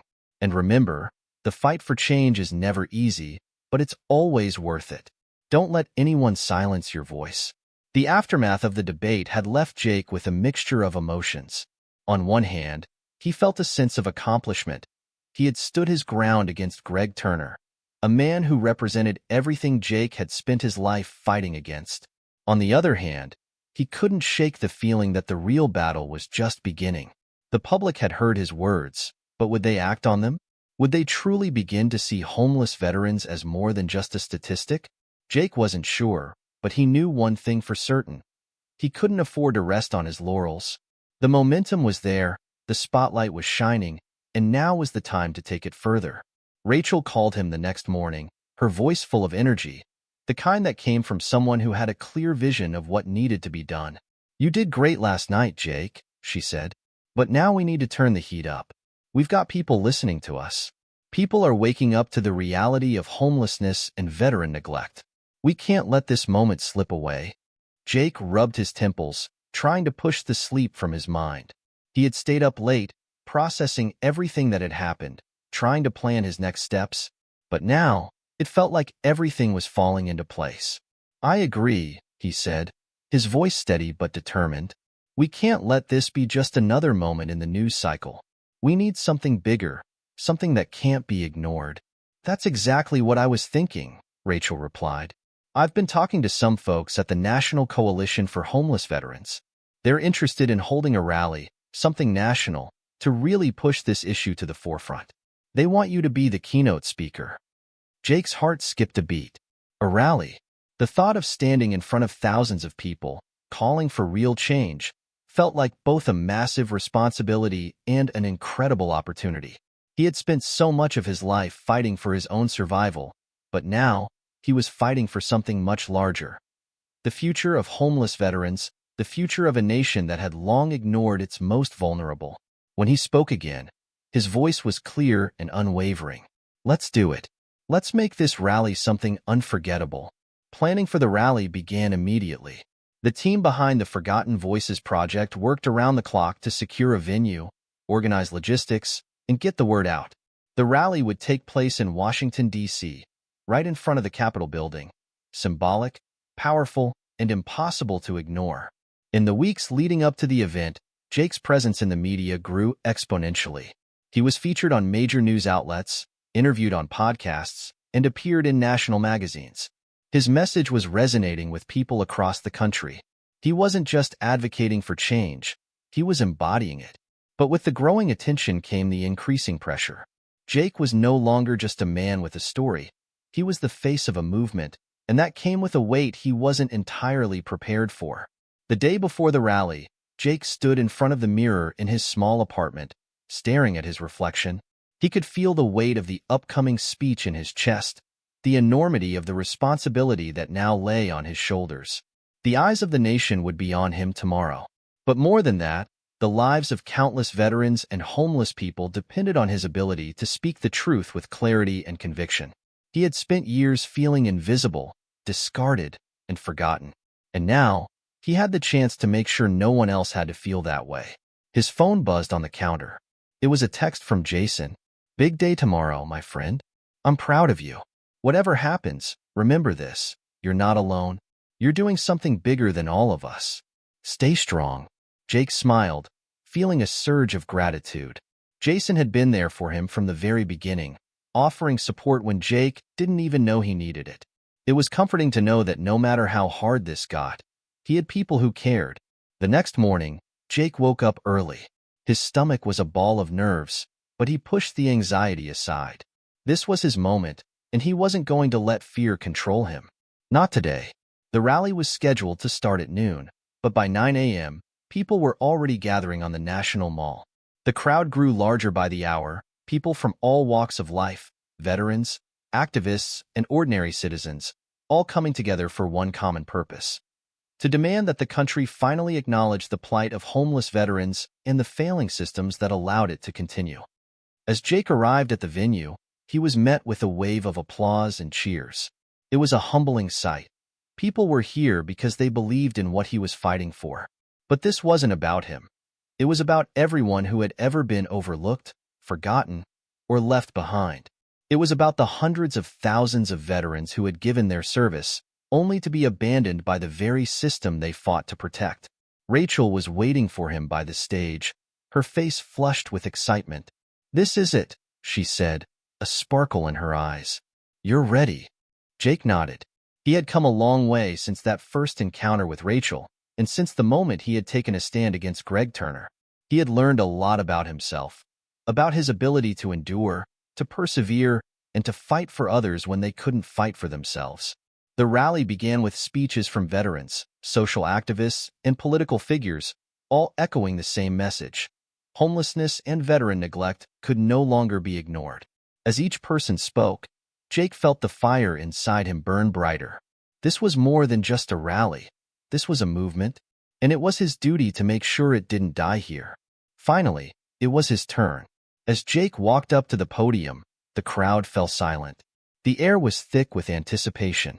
The sound of his footsteps echoed in his mind as he took his place, looking out over the sea of faces. He took a deep breath, gripping the microphone with both hands. The weight of what he was about to say didn't hit him until the moment he opened his mouth. "Thank you," he began, his voice steady but filled with emotion. "Thank you for being here. Thank you for showing up, for showing the world that we will not be silent any longer." The crowd cheered, and Jake could feel the energy shift. This wasn't just a speech, it was a declaration. For too long, he continued, we've allowed our veterans, the very people who fought for this country, to be forgotten. We've let the homeless, the displaced, and the broken be ignored. But not anymore. Today, we stand together as a united front. Today, we tell the world that we will not rest until every veteran has a home, every person has a chance, and no one is left behind. The crowd erupted in applause. Jake's words rang in his ears, filling him with a sense of purpose he hadn't felt in years. He wasn't just fighting for himself anymore. He was fighting for all of them, for every veteran who had ever felt the sting of abandonment, for every homeless person who had been treated as invisible. He had found his true calling. The days after the rally were a blur of media appearances, interviews, and public scrutiny. Jake felt like he was constantly on the go, barely having time to catch his breath, let alone reflect on the monumental shift that had just taken place. The rally had been a success, a true turning point, but it was only one battle in a much larger war.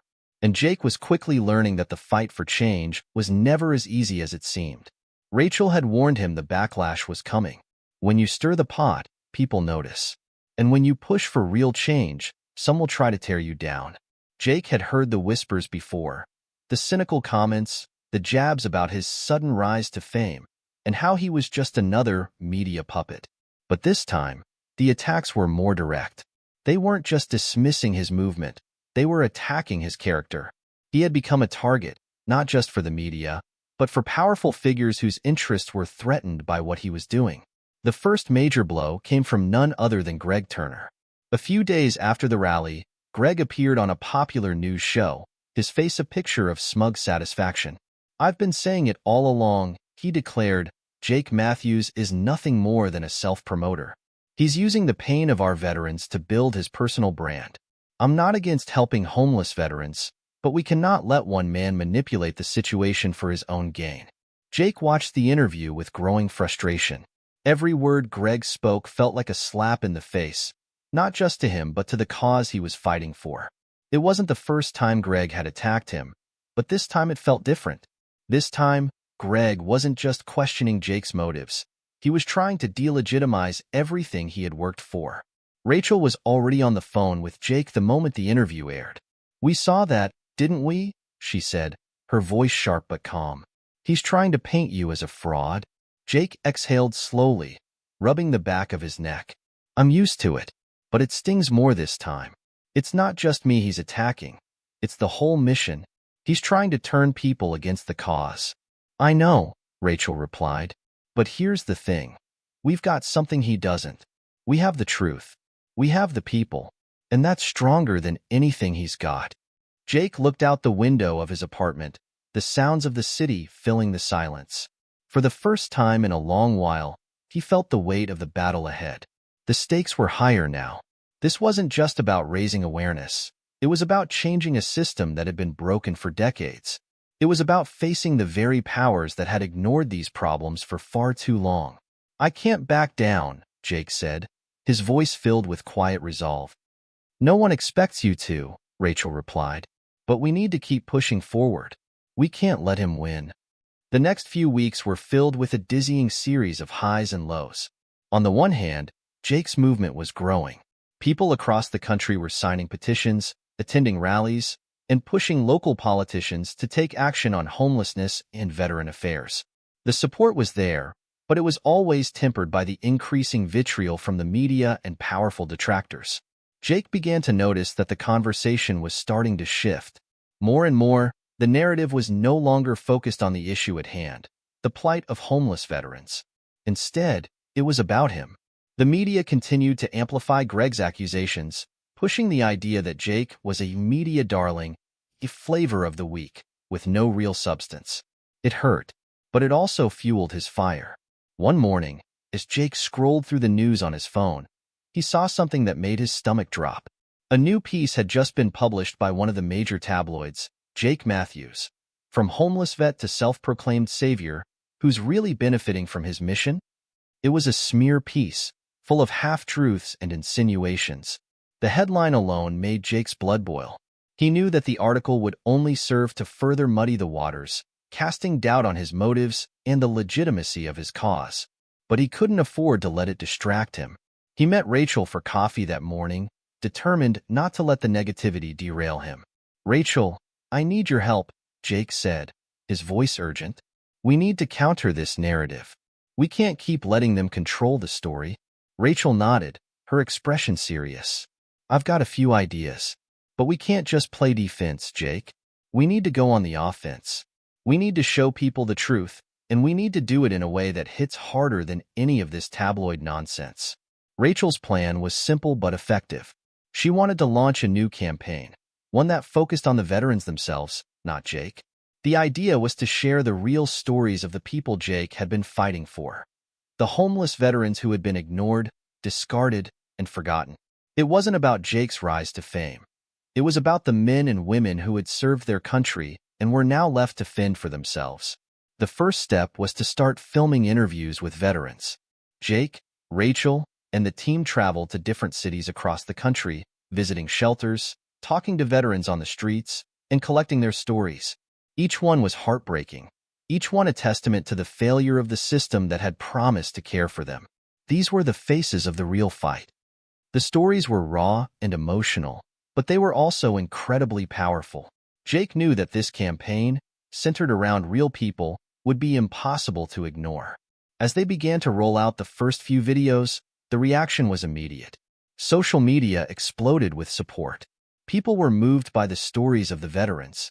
The hashtag Voices of the Forgotten quickly gained traction, and soon, the narrative began to shift.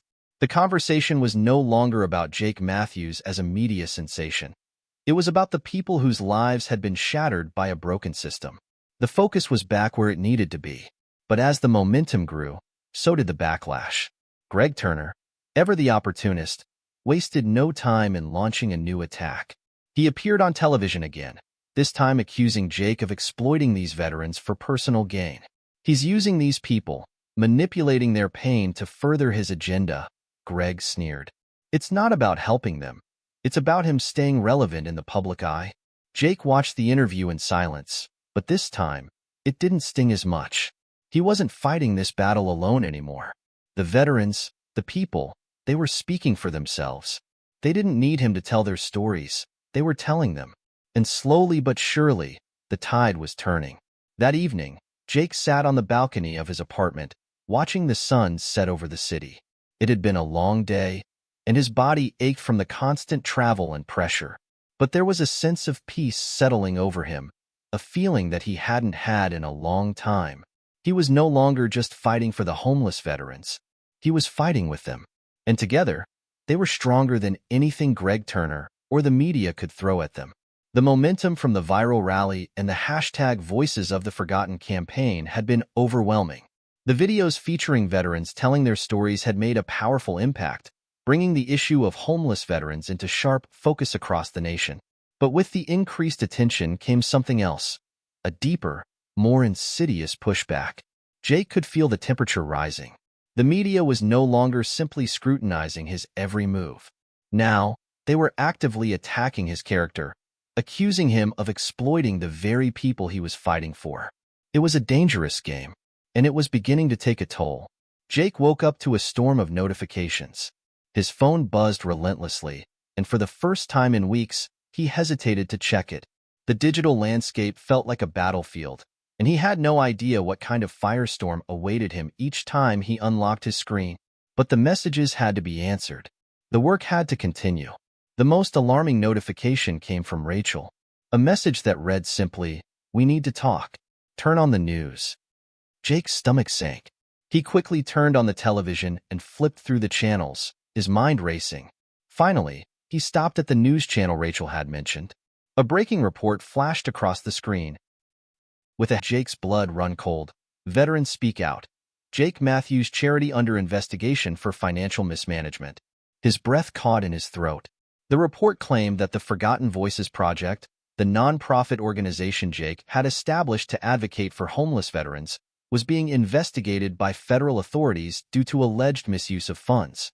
They were accusing him of pocketing donations that were supposed to go directly to veteran services. A reporter's voice filled the air. "We've learned that a significant portion of the money raised by Matthews' organization was unaccounted for. Sources have revealed concerns about the allocation of funds, with some veterans claiming they have not seen any direct aid from the charity." Jake's first instinct was disbelief. He had built the Forgotten Voices Project from the ground up, and everything about it had been transparent. There was a solid financial team overseeing the donations, regular audits, and a clear public ledger to show how the money was being spent. But the allegations, packaged with clips of disgruntled veterans, most of whom he didn't recognize, speaking out, painted a damning picture. Rachel called him just as the news segment ended. "Jake, we're being set up. This is no accident. You have to get ahead of this." "Who's behind this?" Jake asked, his voice sharp. He felt his heart race, but he wasn't going to let fear cloud his judgment. "Who's trying to destroy everything we've worked for?" "I've got my suspicions," Rachel said, "but we need to act fast. Let me dig into the sources behind this story. Right now, you need to focus on damage control." The days that followed were a blur of meetings with lawyers, accountants, and the PR team. They worked day and night, trying to uncover the truth behind the allegations and, more importantly, prevent them from becoming a full-blown scandal. But the damage had already been done. The media was relentless. Everywhere Jake went, people asked him the same questions. Was he really mismanaging funds? How could the public trust a man who was now under federal investigation? Rachel and Jake sat in his apartment late one night, the weight of the world pressing down on them. "We've got to make this right," Rachel said, her voice low but determined. "We need to show the world the truth, not just defend ourselves against their lies." Jake nodded. He wasn't just fighting for his reputation anymore. He was fighting for the truth of the movement, for the countless veterans whose lives depended on the success of the Forgotten Voices Project. "We're going to clear our name," Jake said, his voice full of resolve. "And then we're going to go after whoever's behind this. They want to destroy us, but they have no idea what they're up against." The next step was clear: transparency. Jake and his team worked with an independent auditor to open the organization's books to the public. Every cent of the donations was tracked and accounted for, and the charity's expenses were laid bare for anyone to see. They also filmed a video, a direct address to the public, explaining the situation and outlining how their efforts had always been focused on helping homeless veterans, not padding his own pockets. Jake stood in front of the camera, his face serious but unwavering. The allegations you've heard are false. We've always been transparent with our finances. We've worked tirelessly to ensure every penny goes toward helping veterans in need. I won't let these lies define our work. We're not here for profit. We're here for change. As the video went live, it quickly spread across social media. Support came flooding in from every corner as veterans, activists, and even politicians rallied behind Jake, voicing their support and condemning the smear campaign. The story began to shift again, this time in their favor, as people recognized that this was more than just a baseless attack on a man. It was an attack on the movement itself. But even as the tide of public opinion turned back in Jake's favor, he couldn't shake the feeling that something much darker was at play. The sources of the smear campaign weren't just random internet trolls or disgruntled veterans. There was someone behind it, someone with the resources and influence to orchestrate a full-scale attack on him and his organization. Rachel had her own suspicions, but she didn't have proof yet. She was digging deep into the financial records of his biggest detractors, including those with vested interests in keeping the veteran homelessness crisis out of the spotlight. "I'll find who's behind this," she told Jake one night, her eyes narrowing with determination. "I promise you." Jake just nodded. He trusted Rachel. She had always been one step ahead, and he knew that, whatever happened, she wouldn't let him fight this battle alone. The investigation dragged on for weeks, but Jake kept his focus on the bigger picture, the cause. Every press conference, every public appearance, every interview, he returned to the message that had first sparked the movement. The veterans who had been forgotten, the families who had been torn apart by the systemic failures of the government. Those were the real victims here. He couldn't afford to lose sight of that. And then, one morning, Rachel called him with the news he'd been waiting for. "I found the smoking gun," she said, her voice a mixture of triumph and disbelief. "It's Greg Turner." Jake felt his blood go cold. Turner? Why would he? Rachel cut him off. "He's been funneling money into private projects that benefit from the continued neglect of homeless veterans. If he can keep people like you on the defensive, if he can muddy the waters, he can maintain the status quo and keep his investments safe. This whole campaign, everything that's been happening, it's him. He's been working behind the scenes to destroy us." Jake's hands clenched into fists. The pieces were finally falling into place. Greg Turner hadn't just attacked him for personal gain. He had tried to destroy everything Jake stood for, all in the name of protecting his own financial interests. And now, Jake wasn't just fighting for homeless veterans. He was fighting for his life's work, for the truth, and for justice. Jake felt like he was standing on the edge of a precipice. Every decision, every move he made, could either bring him closer to his goal or send everything crashing down. The past few weeks had been an exhausting whirlwind, scrambling to clear his name, dealing with media blowback, and trying to keep the Forgotten Voices project afloat amid the storm of controversy. But now, the true enemy had finally revealed itself. Greg Turner. The more Jake thought about it, the more it made sense. Greg had always been the smooth-talking businessman, the self-proclaimed champion of veteran causes. But Jake had learned the hard way that people like Greg never really cared about the veterans they claimed to help. They cared about profit. They cared about control. Now, with the truth out in the open, Jake was determined to not just defend himself. He was going to expose Greg for who he really was and take him down for good. Rachel had already started her investigation into Greg Turner's financial dealings. She had dug up connections between Turner and several for-profit companies that were directly linked to veteran housing and services, many of which had questionable track records. The real kicker was the discovery of a web of shell companies and hidden offshore accounts where funds intended for veterans programs had been funneled for Turner's personal benefit. "You were right to trust me," Rachel said one evening, her voice a mix of pride and determination. "This is bigger than we thought. Turner's been lining his pockets for years by exploiting the very people he claims to care about." Jake ran his fingers through his hair, frustration and anger rising in him. How is he getting away with this? Why isn't anyone talking about it? "Because he's been pulling the strings behind the scenes," Rachel replied. He's got enough influence and money to silence anyone who gets too close to the truth. But not anymore. We've got the evidence, Jake. Now we need to show the world. The first step was going public.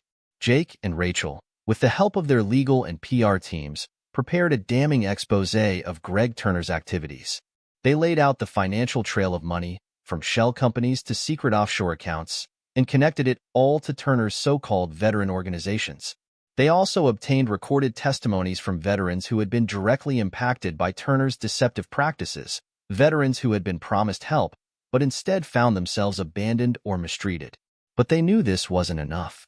They had to strike at the heart of Turner's empire, expose his connections to politicians and business leaders, and force the public to face the ugly truth.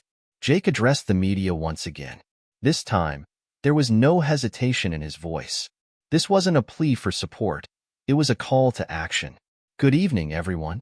You've heard the rumors, you've seen the reports, and you've witnessed the attacks on my character. Today, I'm here to set the record straight. For weeks, I've been under fire, accused of mismanaging funds, of using veterans for personal gain. But those claims? They're false. I've opened the books to the public. I've been transparent with every dollar raised, and I've stood by the veterans we serve. Now, I'm going to tell you the truth. The person behind this smear campaign, the person who has been attacking me and my organization, is Greg Turner, a man who has spent years hiding behind the facade of veteran advocacy while lining his own pockets. A man who claims to care about our heroes, but has been funneling money intended for their care into his private businesses. And I've got the evidence to prove it. The camera zoomed in on Jake's face as he laid out the details, piece by piece. He explained the findings from Rachel's investigation, showing charts, financial records, and testimonies from veterans who had been taken advantage of by Turner's web of deceit. The truth was out, and Jake knew there was no going back. The next few days were a blur. News outlets picked up the story, and the public outcry was immediate. People were furious. Veterans organizations that had once been in Turner's corner began to distance themselves. Even some of the politicians who had once supported him started calling for investigations into his dealings. But Greg Turner wasn't going to go down without a fight. He immediately called a press conference, trying to paint himself as the victim of a smear campaign orchestrated by Jake and his radical agenda. He denied all allegations, claiming that Jake was merely using the media to make himself look like a hero while attacking his longtime efforts to improve veteran services. But the public wasn't buying it. Turner's credibility had already been severely damaged, and now that the evidence was in the open, it was hard to ignore the mountain of lies he'd built up over the years. Rachel watched the press conference unfold from the conference room, a grim smile on her face. "This is it," she said to Jake. "He's trying to save face, but the truth is out. He's done." Jake, however, wasn't ready to rest just yet. "We need to make sure it sticks. We need to go even harder." "Absolutely," Rachel agreed. "We've got the public on our side now, but we can't stop here. We need to push for real legal action. We need to make sure he can't just slither away." The next phase of the campaign was to take legal action. Jake and his team worked with federal investigators to launch a formal inquiry into Greg Turner's practices. Turner's empire of fake charities and shell companies came crashing down as authorities seized his assets and froze his accounts. Within weeks, criminal charges were filed, and the once powerful businessman found himself in the middle of a massive legal battle that could ruin him for good. Meanwhile, the Forgotten Voices Project had gained more support than ever before. People who had once doubted Jake's intentions now rallied behind him, drawn not just by the truth about his fight, but by the undeniable cause itself. Donations poured in, and Jake's team was able to provide even more resources to the homeless veterans who had been the driving force behind his movement. The victory was bittersweet. While Jake had succeeded in taking down Greg Turner and clearing his name, he knew the battle was far from over. The system was still broken. Homeless veterans still needed help. But for the first time in a long while, Jake felt a surge of hope. As Jake sat on the balcony of his apartment one evening, watching the city lights flicker in the distance, he thought about everything that had happened. The lies, the betrayal, the relentless fight to uncover the truth. And yet, here he was, standing stronger than ever, the movement stronger than ever. Rachel joined him outside, a cup of coffee in hand. "You did it," she said, her voice filled with admiration. "We did it." Jake smiled, but there was no sense of triumph in his expression. "We're not done yet. The real work is just beginning. We need to make sure this never happens again. We need to make sure no veteran is ever forgotten again." Rachel nodded. "And we will. Together." It had been weeks since the victory. The dust had settled, and the world seemed to be moving on. But for Jake Matthews, the journey was far from over. The battle with Greg Turner, though victorious, had only been one chapter in the ongoing fight for homeless veterans. Jake knew that winning the war required not just exposing corruption, but creating lasting change. A change that could give veterans more than just words or charity, but dignity, opportunity, and a real future. The phone calls, media appearances, and meetings had slowed down a bit, but Jake felt more driven than ever. He was no longer just a voice for the forgotten. He was now a symbol of hope, someone who could transform his movement into something that could change lives on a larger scale. But with that newfound responsibility came pressure. The expectations of his supporters, the veterans, and even the public were mounting. Jake knew he had to deliver. The first order of business was to rebuild the Forgotten Voices project. With Greg Turner's empire crumbling, Jake's organization was now under the microscope more than ever, but this time it was a different scrutiny. People were watching, hoping for real results. Rachel had been working tirelessly behind the scenes, coordinating with social workers, veteran advocates, and government agencies to create new, sustainable programs for homeless veterans.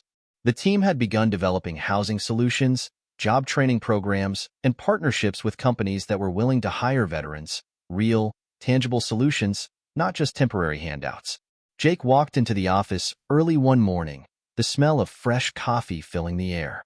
The lights in the conference room were on, and Rachel was already seated, surrounded by stacks of reports and proposals.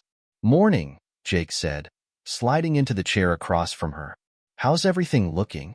Rachel gave him a tired smile, but her eyes were sharp with focus.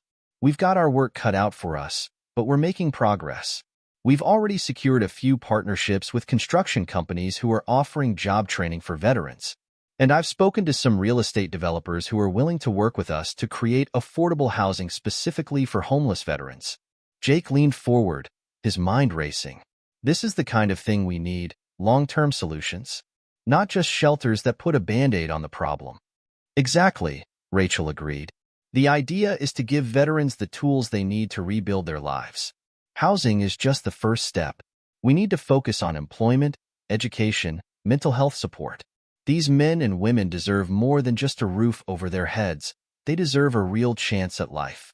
The days turned into weeks, and slowly, Jake began to see the fruits of their labor. The press continued to cover the new initiatives from the Forgotten Voices project, and Jake's reputation as a leader in the fight for veterans' rights solidified even further.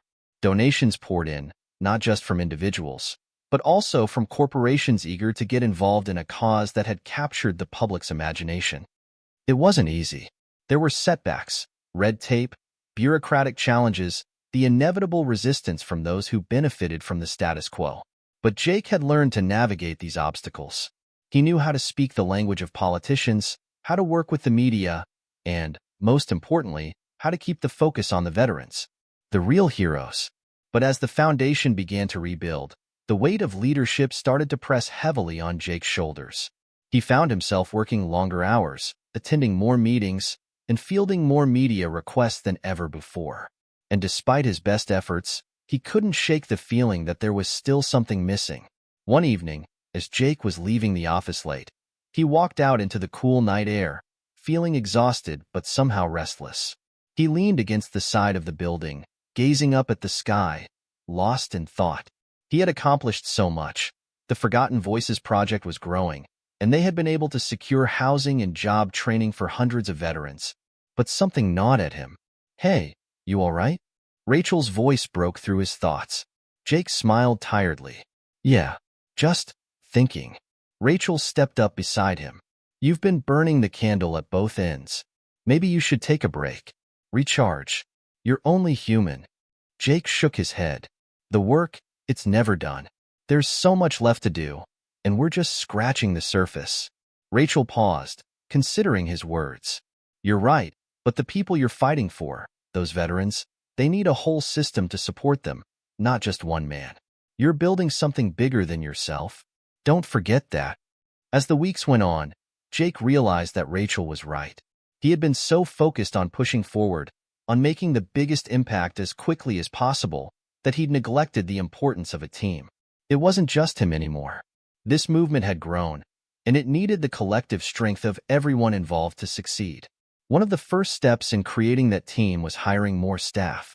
He brought on experts in areas like legal advocacy, mental health services, and housing policy, people who had years of experience working with veterans and who could help guide the organization as it expanded. But Jake also realized that to truly reach veterans across the country, he needed to build alliances with other organizations. There were countless small, local nonprofits doing great work, but they were often overshadowed by larger, more bureaucratic institutions. The Forgotten Voices Project could be the bridge, the network that tied everything together. As Jake sat in the newly expanded office of the Forgotten Voices Project, he looked out the window and thought about how far they had come. He was proud of the work they'd accomplished, but he knew it was just the beginning. He'd promised to fight for veterans, and he wasn't going to stop until every single one of them had the life they deserved. That's when the phone rang. It was an unknown number, but Jake answered anyway. "Jake Matthews," he said. "Mr. Matthews, this is Mayor Sarah Caldwell. I've been following your work with the Forgotten Voices Project, and I'd like to discuss a proposal I think could be a game-changer for homeless veterans." Jake's eyes lit up. "Go on." "I believe we can partner on a citywide initiative to provide both housing and vocational training for veterans. I've spoken with several of the local businesses, and they're on board. If you're interested, I'd like to meet with you and discuss the details." Jake leaned back in his chair, feeling a surge of excitement. This was the kind of partnership he had hoped for. Something big, something that could create real, systemic change. "I'm in," Jake said, his voice filled with determination. "Let's make it happen." The phone call with Mayor Caldwell was a turning point for Jake Matthews. What began as a single man's fight against a broken system was rapidly turning into a massive coalition of allies, all pushing for lasting change. But as they began to scale the Forgotten Voices project and take on more ambitious projects, Jake knew that the road ahead wasn't just paved with good intentions. They would need to navigate the complex, often corrupt world of politics if they truly wanted to make an impact. Jake had always been skeptical of politicians. He had seen enough of their empty promises and self-serving agendas to last a lifetime. But he had also learned that without political support, the change he was striving for would never come to fruition. If he wanted to get meaningful legislation passed, secure federal funding, and ensure that the Forgotten Voices Project wasn't just another fly-by-night nonprofit, he had to play the political game. It was a daunting challenge, but Jake was used to fighting uphill battles. The first meeting with Mayor Caldwell was set for the following week. Jake arrived at City Hall early, his mind racing with what they needed to accomplish. He knew that partnering with the city was crucial. The mayor had the power to move mountains in local government, and with her on their side, they could bring real attention to the issues of homeless veterans. But Jake also knew that politics were a double-edged sword. Everyone had an agenda, and trust was a precious commodity. As he walked into the mayor's office, Jake was greeted by Mayor Caldwell, a woman in her early 40s with short, dark hair and a no-nonsense demeanor. She stood up from behind her desk and extended her hand. "Mr. Matthews, it's a pleasure to meet you," she said with a firm handshake. "The pleasure's mine, Mayor," Jake replied, feeling the weight of the conversation ahead. "Please sit down," Caldwell motioned to the chairs across from her desk. "I've been following your work with the Forgotten Voices Project. It's truly impressive. You've done something incredible for veterans, and I think it's time we take that work to the next level. That's why I wanted to meet with you." Jake sat down, the tension in his shoulders loosening slightly. This was it. If they could make this partnership work, it could change everything. "I'm glad to hear that, Mayor," Jake began, leaning forward. "But before we get into specifics, I need to know, what's the city's role in this? I don't want to waste your time or mine if this is just another attempt to make it look like something's being done without actually getting results." Caldwell smiled slightly, as though she had expected this. "I understand your skepticism. I've seen too many grandiose plans fall apart in the face of bureaucracy. But I want to make one thing clear. This isn't just talk. I'm committed to making this work. My administration has the political will to get things done. And I know that you and your team are the right people to make it happen. Jake studied her for a moment, unsure whether to trust her words. But something in her tone made him believe she was sincere. He nodded. All right. What are you proposing? Mayor Caldwell outlined her vision for a citywide initiative designed to tackle homelessness among veterans. It was an ambitious plan, one that involved everything from affordable housing projects to job placement programs, mental health services, and social reintegration efforts. The city would provide the land, tax incentives, and political backing, while the Forgotten Voices project would handle the logistics, managing the programs, overseeing the partnerships with businesses and contractors, and providing direct services to the veterans. The infrastructure is there, Caldwell said, but we need someone to connect the dots. That's where you come in, Jake. Your organization has the credibility and the experience. Together, we can build a blueprint for success that can be replicated in other cities across the country. Jake listened intently, considering the proposal. This was exactly what he had been hoping for. A real partnership that could bring lasting, systemic change. But there was one catch. Sounds good, Jake said, leaning back in his chair. But I need to be sure this isn't just another political talking point. How can I be certain that this project won't be derailed by budget cuts, political maneuvering, or other distractions? Caldwell's expression turned serious. That's the hard part, I know. The city's budget is tight, and there are always competing priorities. But I'm willing to commit the necessary resources to make this a priority. We'll also be working with local businesses and philanthropic organizations to raise additional funding. I'm confident we can make it work. Jake nodded slowly. All right, let's do it. But I'll be watching. This has to be about results, not headlines. As the meeting concluded, Jake felt a surge of cautious optimism. He knew that working with the city wasn't going to be easy, but it was a step in the right direction. He had to trust that Mayor Caldwell was as committed to the cause as she claimed. Over the next few weeks, the partnership between the Forgotten Voices Project and the city of Chicago began to take shape. Together, they started drafting the framework for the new initiative.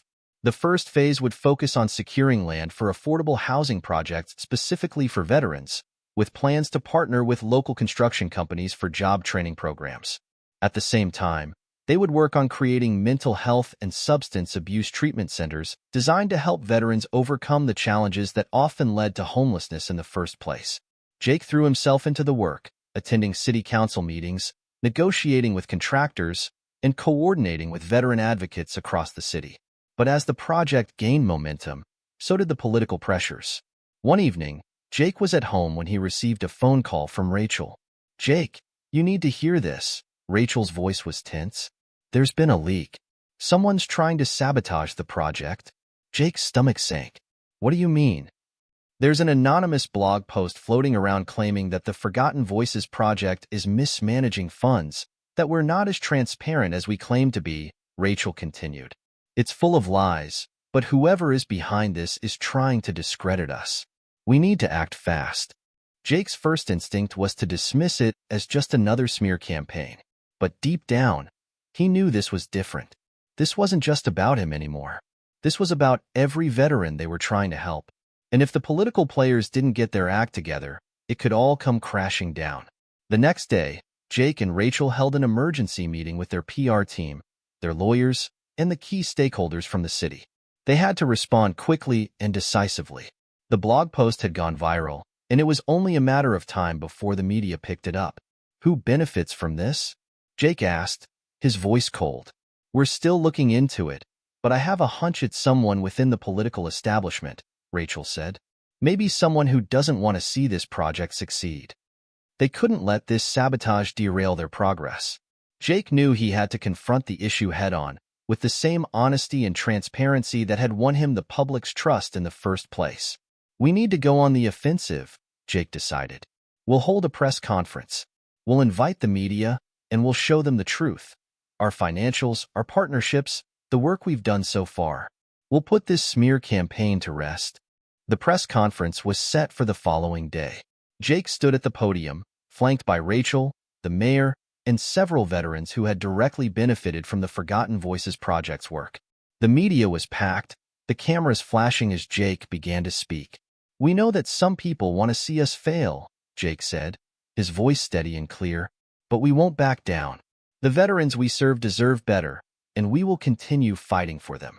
Our work is transparent, and we will continue to prove that we're here to make a difference. We will not be distracted by lies or political games." Despite their best efforts, Jake knew the path to lasting change for homeless veterans wouldn't be easy. After the press conference, where he and Mayor Caldwell had successfully quashed the smear campaign, the attention had shifted.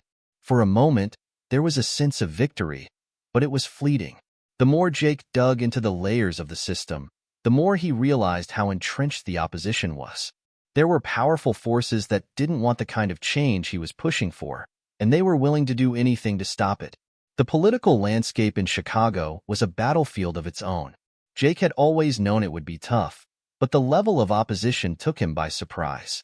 It wasn't just the big business interests that felt threatened by the changes he was pushing. It was the city's own political machinery. One afternoon, as Jake was wrapping up a meeting with some of his key supporters in the mayor's office, he received an unexpected call from Rachel. "Jake, we've got a problem," she said urgently. "What now?" Jake asked, bracing himself. "There's been another leak. This one's bigger.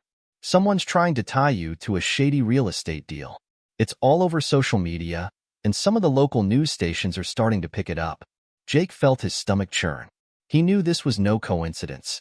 Someone was out to discredit him, and they weren't being subtle about it. "Do you have any details?" Jake asked, already standing up to grab his jacket. "I'm sending you everything right now. I'll get the PR team on this, but we need to figure out who's behind this before it gets worse." Jake hung up the phone, his mind racing. This was no ordinary political opposition. This was coordinated, calculated. Whoever was behind it was powerful, and they knew exactly how to play the media game. As the days passed, the controversy surrounding Jake and his organization grew. The leak about the supposed real estate deal had been meticulously crafted, painting Jake as someone who had personal financial interests in the very project he was leading. The claim was that he had secretly been involved in a deal with a developer who stood to gain from the housing project meant for veterans. There was no evidence, of course, just well-placed insinuations and cleverly edited images. Jake knew that the truth was irrelevant. The question now was whether the public would believe it. At the same time, the pressure from political insiders continued to mount. The city council members who had been initially supportive of the project were beginning to waver. Some had already started distancing themselves, citing the growing concerns about Jake's involvement in the real estate deal. The whispers in the halls of City Hall were turning into a cacophony. Jake leaned back in his office chair, staring at the glowing screen of his laptop. The emails and phone calls from angry supporters were pouring in, and the PR team had been working overtime to control the damage. But despite their best efforts, Jake knew that the narrative was shifting. That evening, Jake found himself walking into a dark corner of a local bar, one of the few places he could go without worrying about being followed or recognized. He wasn't there for a drink, though. He was meeting someone who had been watching his back for a while now. As he slid into the booth, the man across from him grinned. "Jake Matthews," he said, his voice low and gravelly. "You look like you've been through the ringer." Jake didn't smile back. "What do you want, Sam?" The man across from him, Sam Daniels, was a former investigative journalist who had made a name for himself exposing political corruption. After being blacklisted by several major media outlets for being too persistent in his reporting, Sam had gone underground, working as a freelance investigator. Jake had met him a few months ago when Sam reached out, offering help with some of the shady business practices surrounding Greg Turner and the Forgotten Voices project. Now, Sam was here with some very crucial information. "I've been looking into these leaks," Sam said, his eyes scanning the room before continuing, "and I think I found something interesting. It's bigger than just a smear campaign. Someone with serious political muscle is behind this." Jake leaned forward, his heart pounding. "Who?" "Mayor Caldwell," Sam said, his voice low. "It's her office, Jake. She's the one pushing this." Jake recoiled, not just in disbelief but in shock. "You're sure?" "I'm sure. I've got the receipts," the paper trail, and the whistleblowers who've been feeding this stuff to the media. It all leads back to her. She's been playing both sides, publicly supporting your project, but privately trying to sabotage it from within. Jake's mind raced. It didn't make sense. He had trusted Mayor Caldwell, had thought they were on the same side. She had been so vocal in her support for the project, and now he was learning that she had been working behind his back the whole time. I don't get it, Jake muttered, staring down at the table. Why would she do this? Sam shrugged. Money, power, politics. There's always something, Jake. Maybe she's been getting pressure from some big donors, or maybe she's angling for a higher office. But whatever it is, you're in her way. You've become a liability. Jake felt a knot form in his stomach. He had worked so hard to build trust with the public, to make something real happen for veterans. And now, it was all crashing down. What do I do? Jake asked, almost pleading for an answer. Sam's expression softened. You fight. But this time, you fight smarter. I'll get you what you need. Evidence, connections, whatever it takes. But we need to be careful. Caldwell's a politician. She's got the machine behind her. If we go public with this, she'll try to bury you. But if we play this right, we can turn the tables. The next few weeks were a blur. Jake and Sam worked together to gather evidence. They dug through public records, interviewed whistleblowers, and traced the money trails behind the leaked stories. As they put the pieces together, Jake realized that this wasn't just about his project anymore. It was about exposing a web of corruption that ran deep within the political establishment. Jake knew he couldn't do it alone, though. The stakes were too high. He had to make sure his team was ready for the fight ahead. One evening, Rachel walked into Jake's office, looking more tired than usual. Jake, we need to talk, she said, her voice tight with urgency. Jake looked up from his laptop. What's going on? Rachel's face was grim. I've been in touch with some of the people you asked me to talk to, the veterans groups, the city's contractors. They're all getting nervous. They're starting to question our ability to keep this project afloat. Jake felt the pressure mounting, but he kept his voice steady. We can't back down now. We're this close to the finish line. Rachel nodded, but didn't look convinced. I know, but we need more allies, Jake. If we're going to survive this, we need more firepower. The fight was far from over. As the political attacks ramped up, Jake found himself in a battle not only for his project but for his reputation. He had no choice but to continue fighting, to expose the corruption at the highest levels, and to make sure the veterans were never forgotten. Jake was no stranger to adversity. He had lived through hardships, seen betrayal, and fought for every inch of progress in his life. But as he dug deeper into the political landscape of Chicago, he was beginning to see just how dark and dangerous the world of politics could be. The powerful people who ran the city weren't just corrupt, they were ruthless. The leak about the supposed real estate deal had turned the tide of public opinion, and despite the transparency efforts, the media frenzy had begun to grow out of control. Jake knew that the only way to combat the smear campaign was with cold, hard facts, but there was more at play than just the smear. The deeper Jake dug, the more he uncovered about the true forces behind the attacks. And they weren't all coming from Mayor Caldwell's office. Jake had spent the last few days huddled with Sam Daniels, going through the information they had gathered. Sam had come through with undeniable evidence, emails, phone calls, and insider testimony linking the mayor's office to a series of shady deals involving real estate developers and kickbacks. It was clear that Caldwell wasn't just trying to protect her political interests. She was using the project as leverage to line her own pockets. Sam had been right. Money and power were at the heart of it all. But just as Jake was beginning to think he had the upper hand, another surprise came knocking at his door. It was late on a Tuesday evening when Rachel called him with the news. Jake, I need you to get to the office. Now. It's urgent. Jake didn't waste a second. He grabbed his keys, ran out the door, and sped to the office, his heart pounding in his chest. Something was wrong, and he knew it wasn't good. When he arrived, Rachel was waiting for him, her expression grim. What's going on? Jake asked, his voice tight. I got a call from an anonymous source, Rachel said. They told me something about a backroom deal involving some of the top city council members and a private contractor, one that's been pushing for control over the veteran housing project. They're planning to sabotage the project entirely and push us out. Jake clenched his jaw, trying to process what she was saying. Who's behind it? Rachel shook her head. I don't know, but I'm working on it. We need to get ahead of this, Jake. If they succeed, we lose everything. The project, the veterans, it'll all be over. Jake's mind raced. He had trusted a lot of people along the way, including Mayor Caldwell, but now, it seemed like betrayal was coming from every direction. People who once seemed like allies were turning out to be enemies, and the stakes were higher than ever. Who can we trust? Jake asked, his voice barely a whisper. We still have the public on our side, Rachel said, but we need more than that. We need someone who can push back against these city officials, and I have an idea.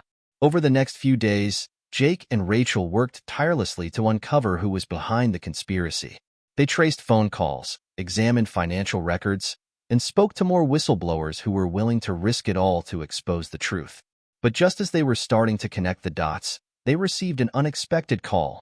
This time, it was from someone inside the mayor's office. I can't say much, the voice on the other end said, trembling. But Mayor Caldwell is in deep with the developers. They've promised her a spot on the state board in exchange for her help in pushing through a massive housing deal. They'll stop at nothing to keep this project from going through. You need to get out before they come after you. Jake's gut twisted. If this source was right, Caldwell wasn't just a politician looking for a quick buck. She was playing a long game, aiming for a much bigger political prize. Who else is involved? Jake asked, trying to stay calm. I don't know yet, the source replied, but there are at least 3 city council members in on it. They've been meeting with the developers, discussing plans to replace the Forgotten Voices project with a private housing development that would strip veterans of any real benefits. They're counting on you not exposing them in time. The call ended abruptly, leaving Jake and Rachel in stunned silence. The next step was clear. Jake couldn't trust Caldwell anymore. He needed to go public with the evidence and fast. But there was still one problem. They didn't have enough leverage to take down the political machine running the city. They needed a bigger ally. Someone who had the political power to stand up to the corrupt forces at play. That's when Rachel brought up an unexpected name. There's someone we can talk to, Rachel said quietly. Someone with the power to change things in this city. But we'll need to be careful. He's not someone who takes kindly to being used. Jake raised an eyebrow. Who? Detective Cole Harrison, Rachel replied. He's been with the CPD for years, and he's one of the few who doesn't play by the rules.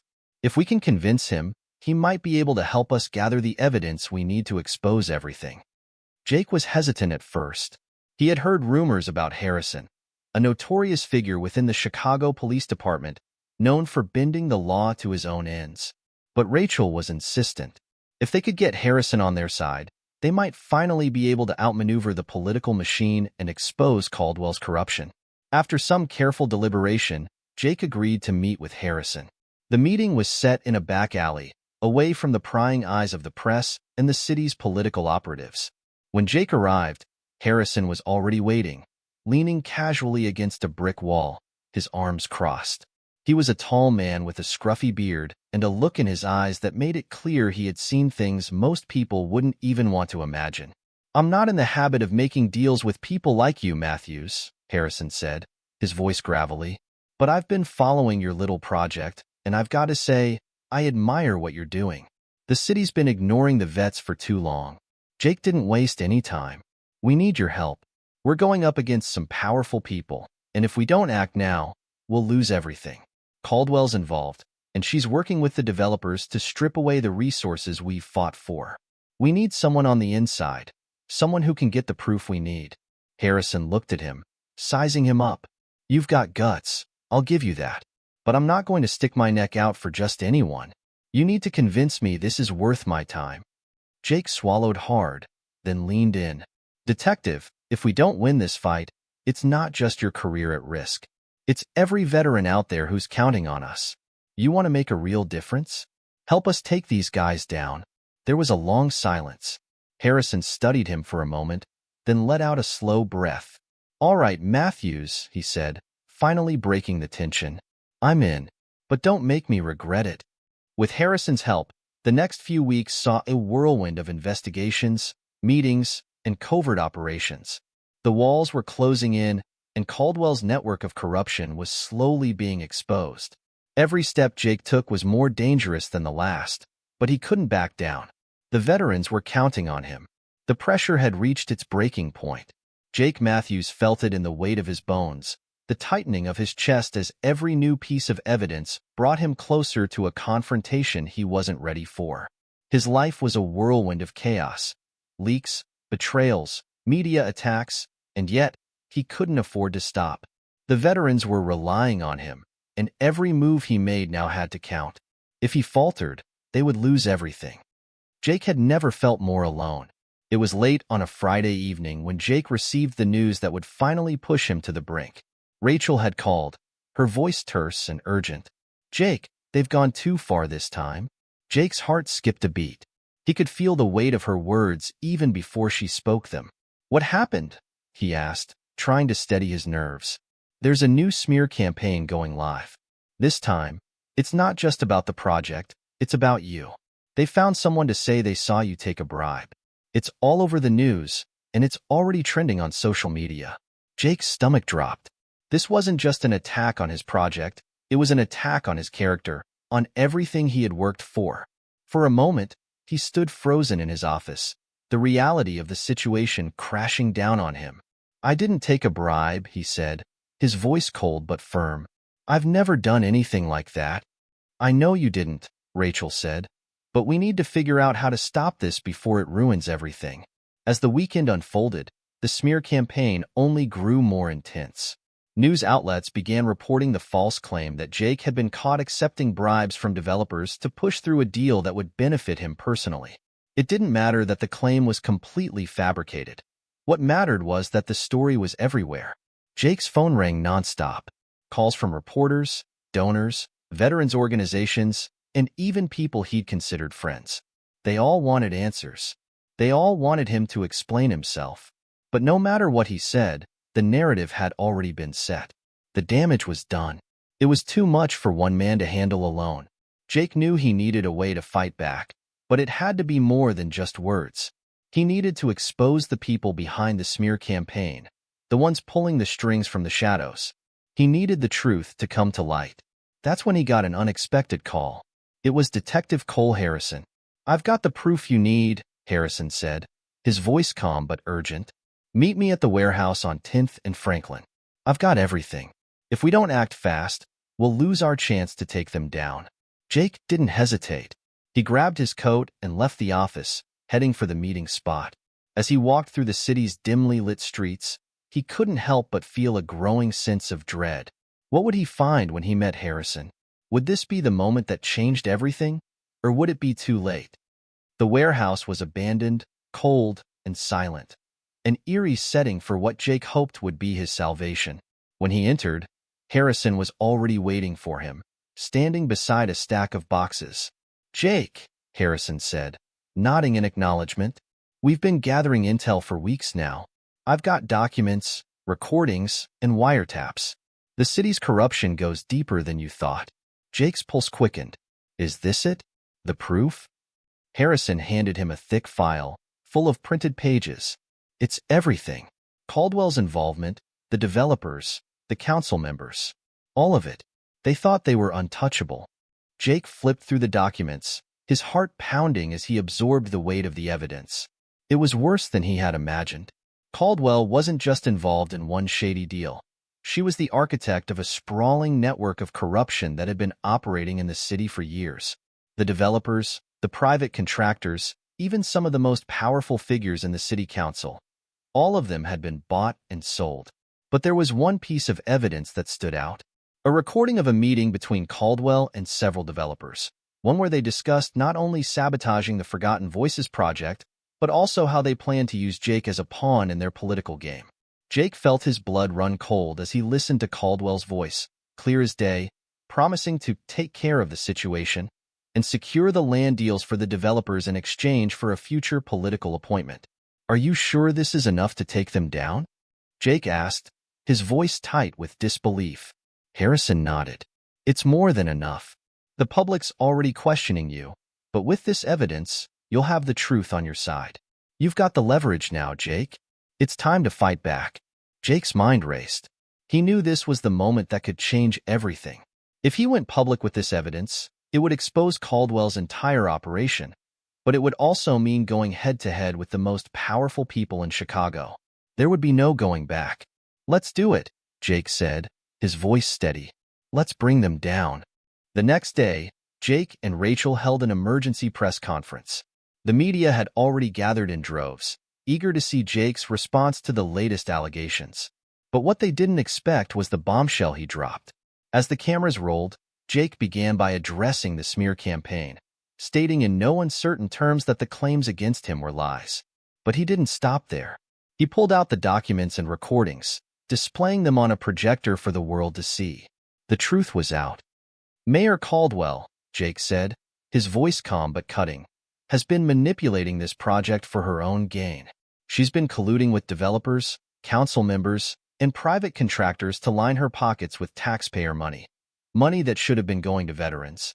The room was silent as the recordings played, and Caldwell's voice filled the room, her promises to developers echoing through the speakers. The shock on the reporters' faces was palpable. This wasn't just a scandal. It was an expose that threatened to tear apart the very fabric of the city's political establishment. Within hours, the fallout was swift and brutal. Caldwell's office issued a statement denying the allegations, but the damage was already done. Protesters began to gather outside City Hall, demanding accountability. Calls for an investigation into Caldwell's actions grew louder, and news outlets began to shift their focus from Jake's supposed corruption to the real scandal at hand. But the fight was far from over. That night, Jake sat alone in his office, staring out the window at the city below. The fight was just beginning, and he knew it wouldn't be easy. But for the first time in weeks, he felt a glimmer of hope. They had the truth on their side now. The battle had shifted. It was no longer about Jake Matthews versus the media or Jake Matthews versus the mayor. This had escalated into something far greater. The fight was now Jake Matthews versus the entire political machine that had held Chicago in its iron grip for decades. The truth was out, but the real war was only beginning. Caldwell was circling the wagons, and the developers, who had once been content to operate in the shadows, were now taking their fight into the light. Jake knew that no one was safe, least of all him. The first indication that things were about to get even more complicated came on a Tuesday morning, just 2 days after Jake's press conference. Rachel called him, her voice laced with worry. "Jake, we need to talk. Now." Jake's stomach tightened. He had expected some pushback from the powers that be, but this? He had a feeling that something had shifted in a way he couldn't quite predict. "What's going on?" he asked, already on edge. "They're coming for you, Jake," Rachel said. "The developers are moving fast. Caldwell's team is working on a counterattack. They've got their own media spin machine running overtime now. They're claiming you falsified the evidence. They're accusing you of forging the tapes, and they're already digging into your past, looking for any skeletons they can use against you." Jake sat back in his chair, his hands tightening into fists. "I knew it. I should have expected this." "We don't have much time," Rachel said urgently. "I've seen some things that might give us an edge, but you need to be prepared. They've got more power than you think, and they're coming at you from every angle." Jake's mind was racing. He had expected the mayor and the developers to fight back, but now it seemed as though they were fighting for their survival. He could almost feel the walls closing in around him. "Let's meet. I'll be there in 15, Jake said, hanging up the phone. When Jake arrived at the office, Rachel was already waiting for him, pacing back and forth in agitation. She looked up when he walked in, her face pale but determined. "We've got a lead," she said, pushing a folder toward him. "A whistleblower inside one of the development firms. He's worked with them for years and knows the ins and outs of how they've been funneling money through fake charities, shell companies, and backdoor deals." Jake's breath caught. This could be the break they needed. The smoking gun that would take down Caldwell and the developers once and for all. "Is he willing to talk?" Jake asked. Rachel nodded. "He's scared, but he's ready to testify. But we need to move quickly before they catch wind of him talking to us. If they know he's leaking information, we'll lose him." Jake and Rachel arranged a meeting with the whistleblower, a middle-aged man named Thomas Bennett who had worked as an accountant for several of the companies involved in the shady deals. When Jake first laid eyes on him, he could tell that Bennett was on the edge.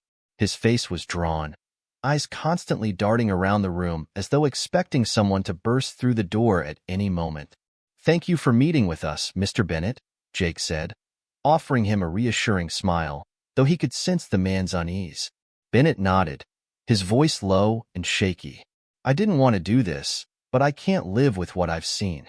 They've been laundering money through those housing projects for years. The veterans' funds? It's all a cover.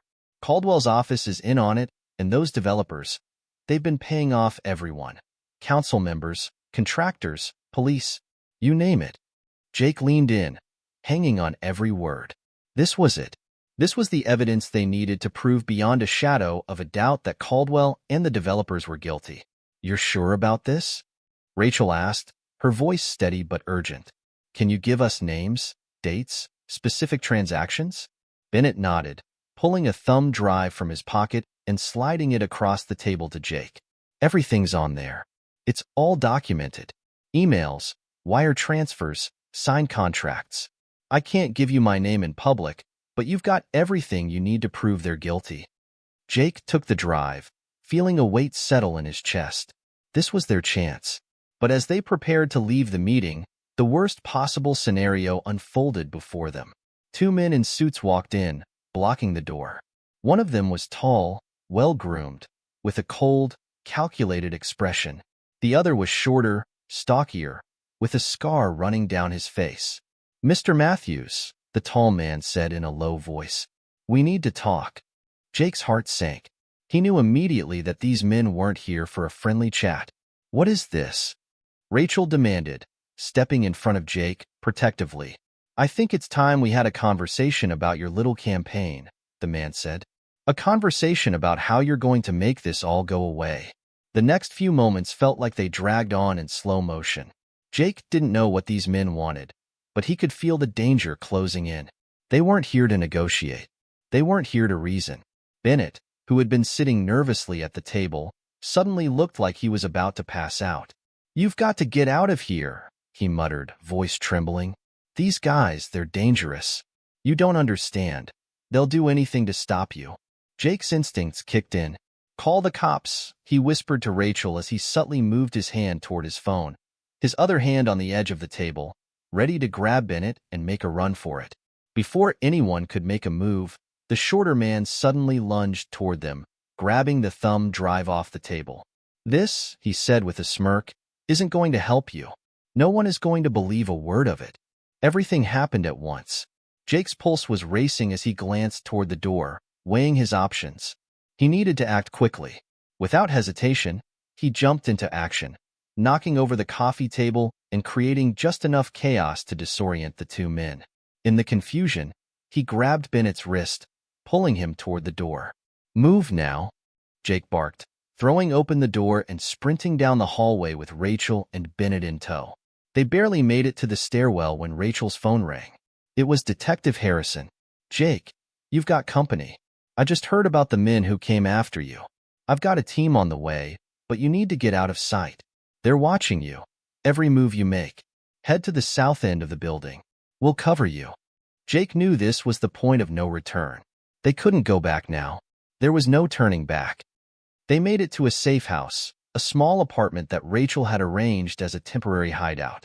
As they settled in, Jake looked at the thumb drive they'd managed to get back, his hand trembling as he inserted it into his laptop. The truth was right there, but exposing it came with a price. They were in the fight of their lives. For the first time since this all began, Jake understood just how much was at stake. If he didn't act now, they would lose everything. The corruption had its claws in too deep, but they weren't going to give up. Not now. Not ever. The calm before the storm was always the most deceptive. Jake Matthews had seen it in the eyes of the whistleblower, in the desperation on Rachel's face, and in the coldness of the men who tried to take them down. But now, as he sat in the small, dimly lit apartment with the weight of the truth in his hands, he knew the storm was inevitable. It was coming, and there was no escaping it. The only question that remained was, would he survive it? The apartment was eerily silent, save for the soft hum of the laptop as Jake worked tirelessly to comb through the files. The thumb drive from Bennett had delivered a treasure trove of incriminating evidence. Wire transfers, emails, confidential meetings. It was all there, and it pointed directly at the people in power who had built their fortunes on the backs of veterans, on the pain of those who had served.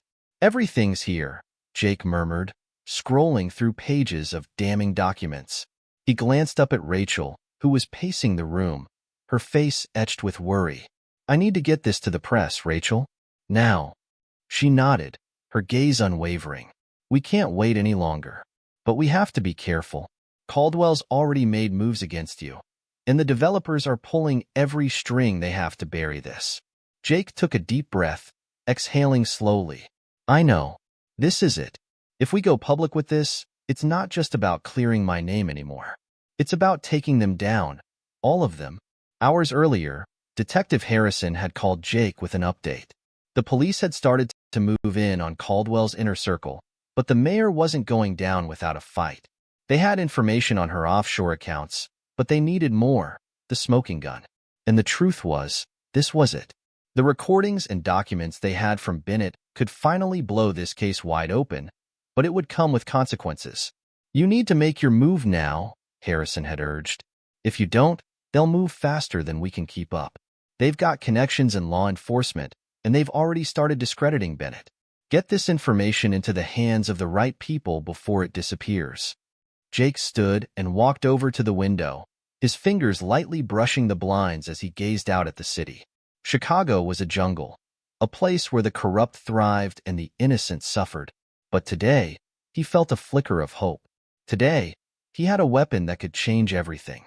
But as he stared out, his thoughts drifted to the veterans, the faces of the men and women he had met throughout the project, the ones who had trusted him to fight for them. He couldn't let them down. "Not now. I'm doing it," Jake said finally, his voice steady. "I'm going to the press. We're releasing everything." Rachel didn't hesitate. She picked up the phone, made a few quick calls, and within minutes, they were connected to a top investigative journalist, a woman named Lisa Hall, who had been following the story from the beginning. Lisa had been skeptical of Jake at first, but after the press conference and seeing the evidence come to light, she'd become an ally. "This is big," Lisa said when she saw the files. "You're not just taking down Caldwell. This goes much deeper. These developers have been laundering money, evading taxes. They've been bribing public officials for years." Jake nodded. "I know. This is just the tip of the iceberg. If we don't move fast, it's all going to disappear. The public needs to know the truth." Lisa agreed. "I'll get this out tonight."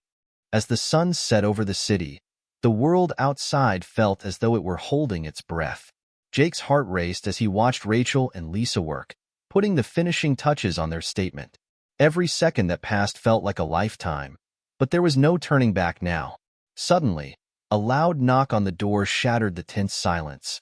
Rachel's eyes widened in alarm. Who could that be? Jake motioned for her to be quiet and moved cautiously toward the door. He peered through the peephole, only to see a familiar face. It was Detective Harrison. "Jake, open up," Harrison said, his voice muffled but urgent. Jake opened the door. "What's going on?" he asked. Harrison stepped inside, looking over his shoulder nervously before closing the door behind him. "We don't have much time. They're on to you. Caldwell's people are moving fast. There's a leak in the department. They know what you have, and they're coming for it." Jake's stomach churned. "Are we safe here?" "For now," Harrison said, his face grim. "But we need to act quickly. Caldwell's got her hands in too many pockets. We're running out of time to expose everything before she uses her connections to destroy the evidence." The hours that followed were a blur. Jake, Rachel, and Harrison worked together, coordinating their next steps with Lisa and other trusted contacts. They knew that releasing the information to the press was a risk, but it was the only way to ensure that Caldwell and the developers couldn't bury the truth. Every move had to be calculated. One mistake, and everything would come crashing down. Lisa called just after midnight. "It's done. The story's out. It's already trending on every major news outlet. Caldwell's people are scrambling." Jake's relief was palpable, but it didn't last long.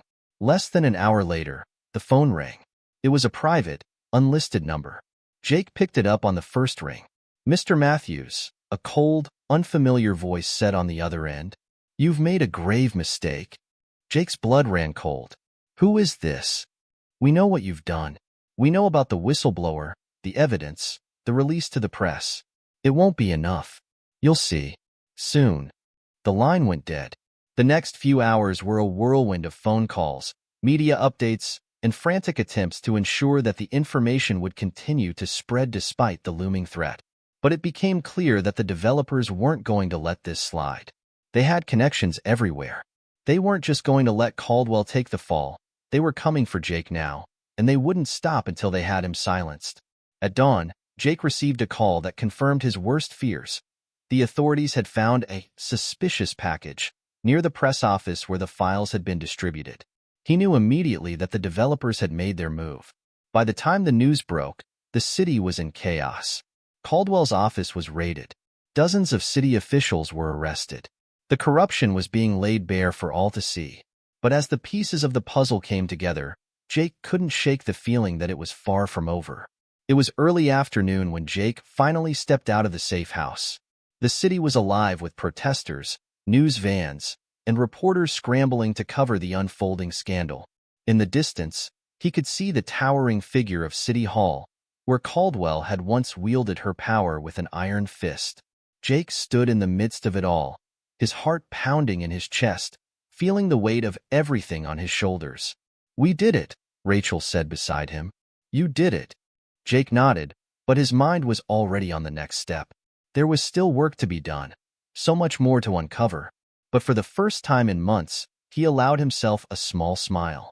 The truth had come to light, and with it, hope for the future. Jake Matthews had faced the most dangerous and powerful people in the city, and he had won. The price of the truth had been high, but it had been worth it. For every veteran who had suffered, for every life that had been manipulated for profit, the reckoning had come. But the fight for justice wasn't over. If you were in Jake's shoes, would you have been able to stand up against such powerful forces? What do you think is the price of fighting for the truth? Let us know your thoughts in the comments. This story may have come to an end, but the battle for justice continues.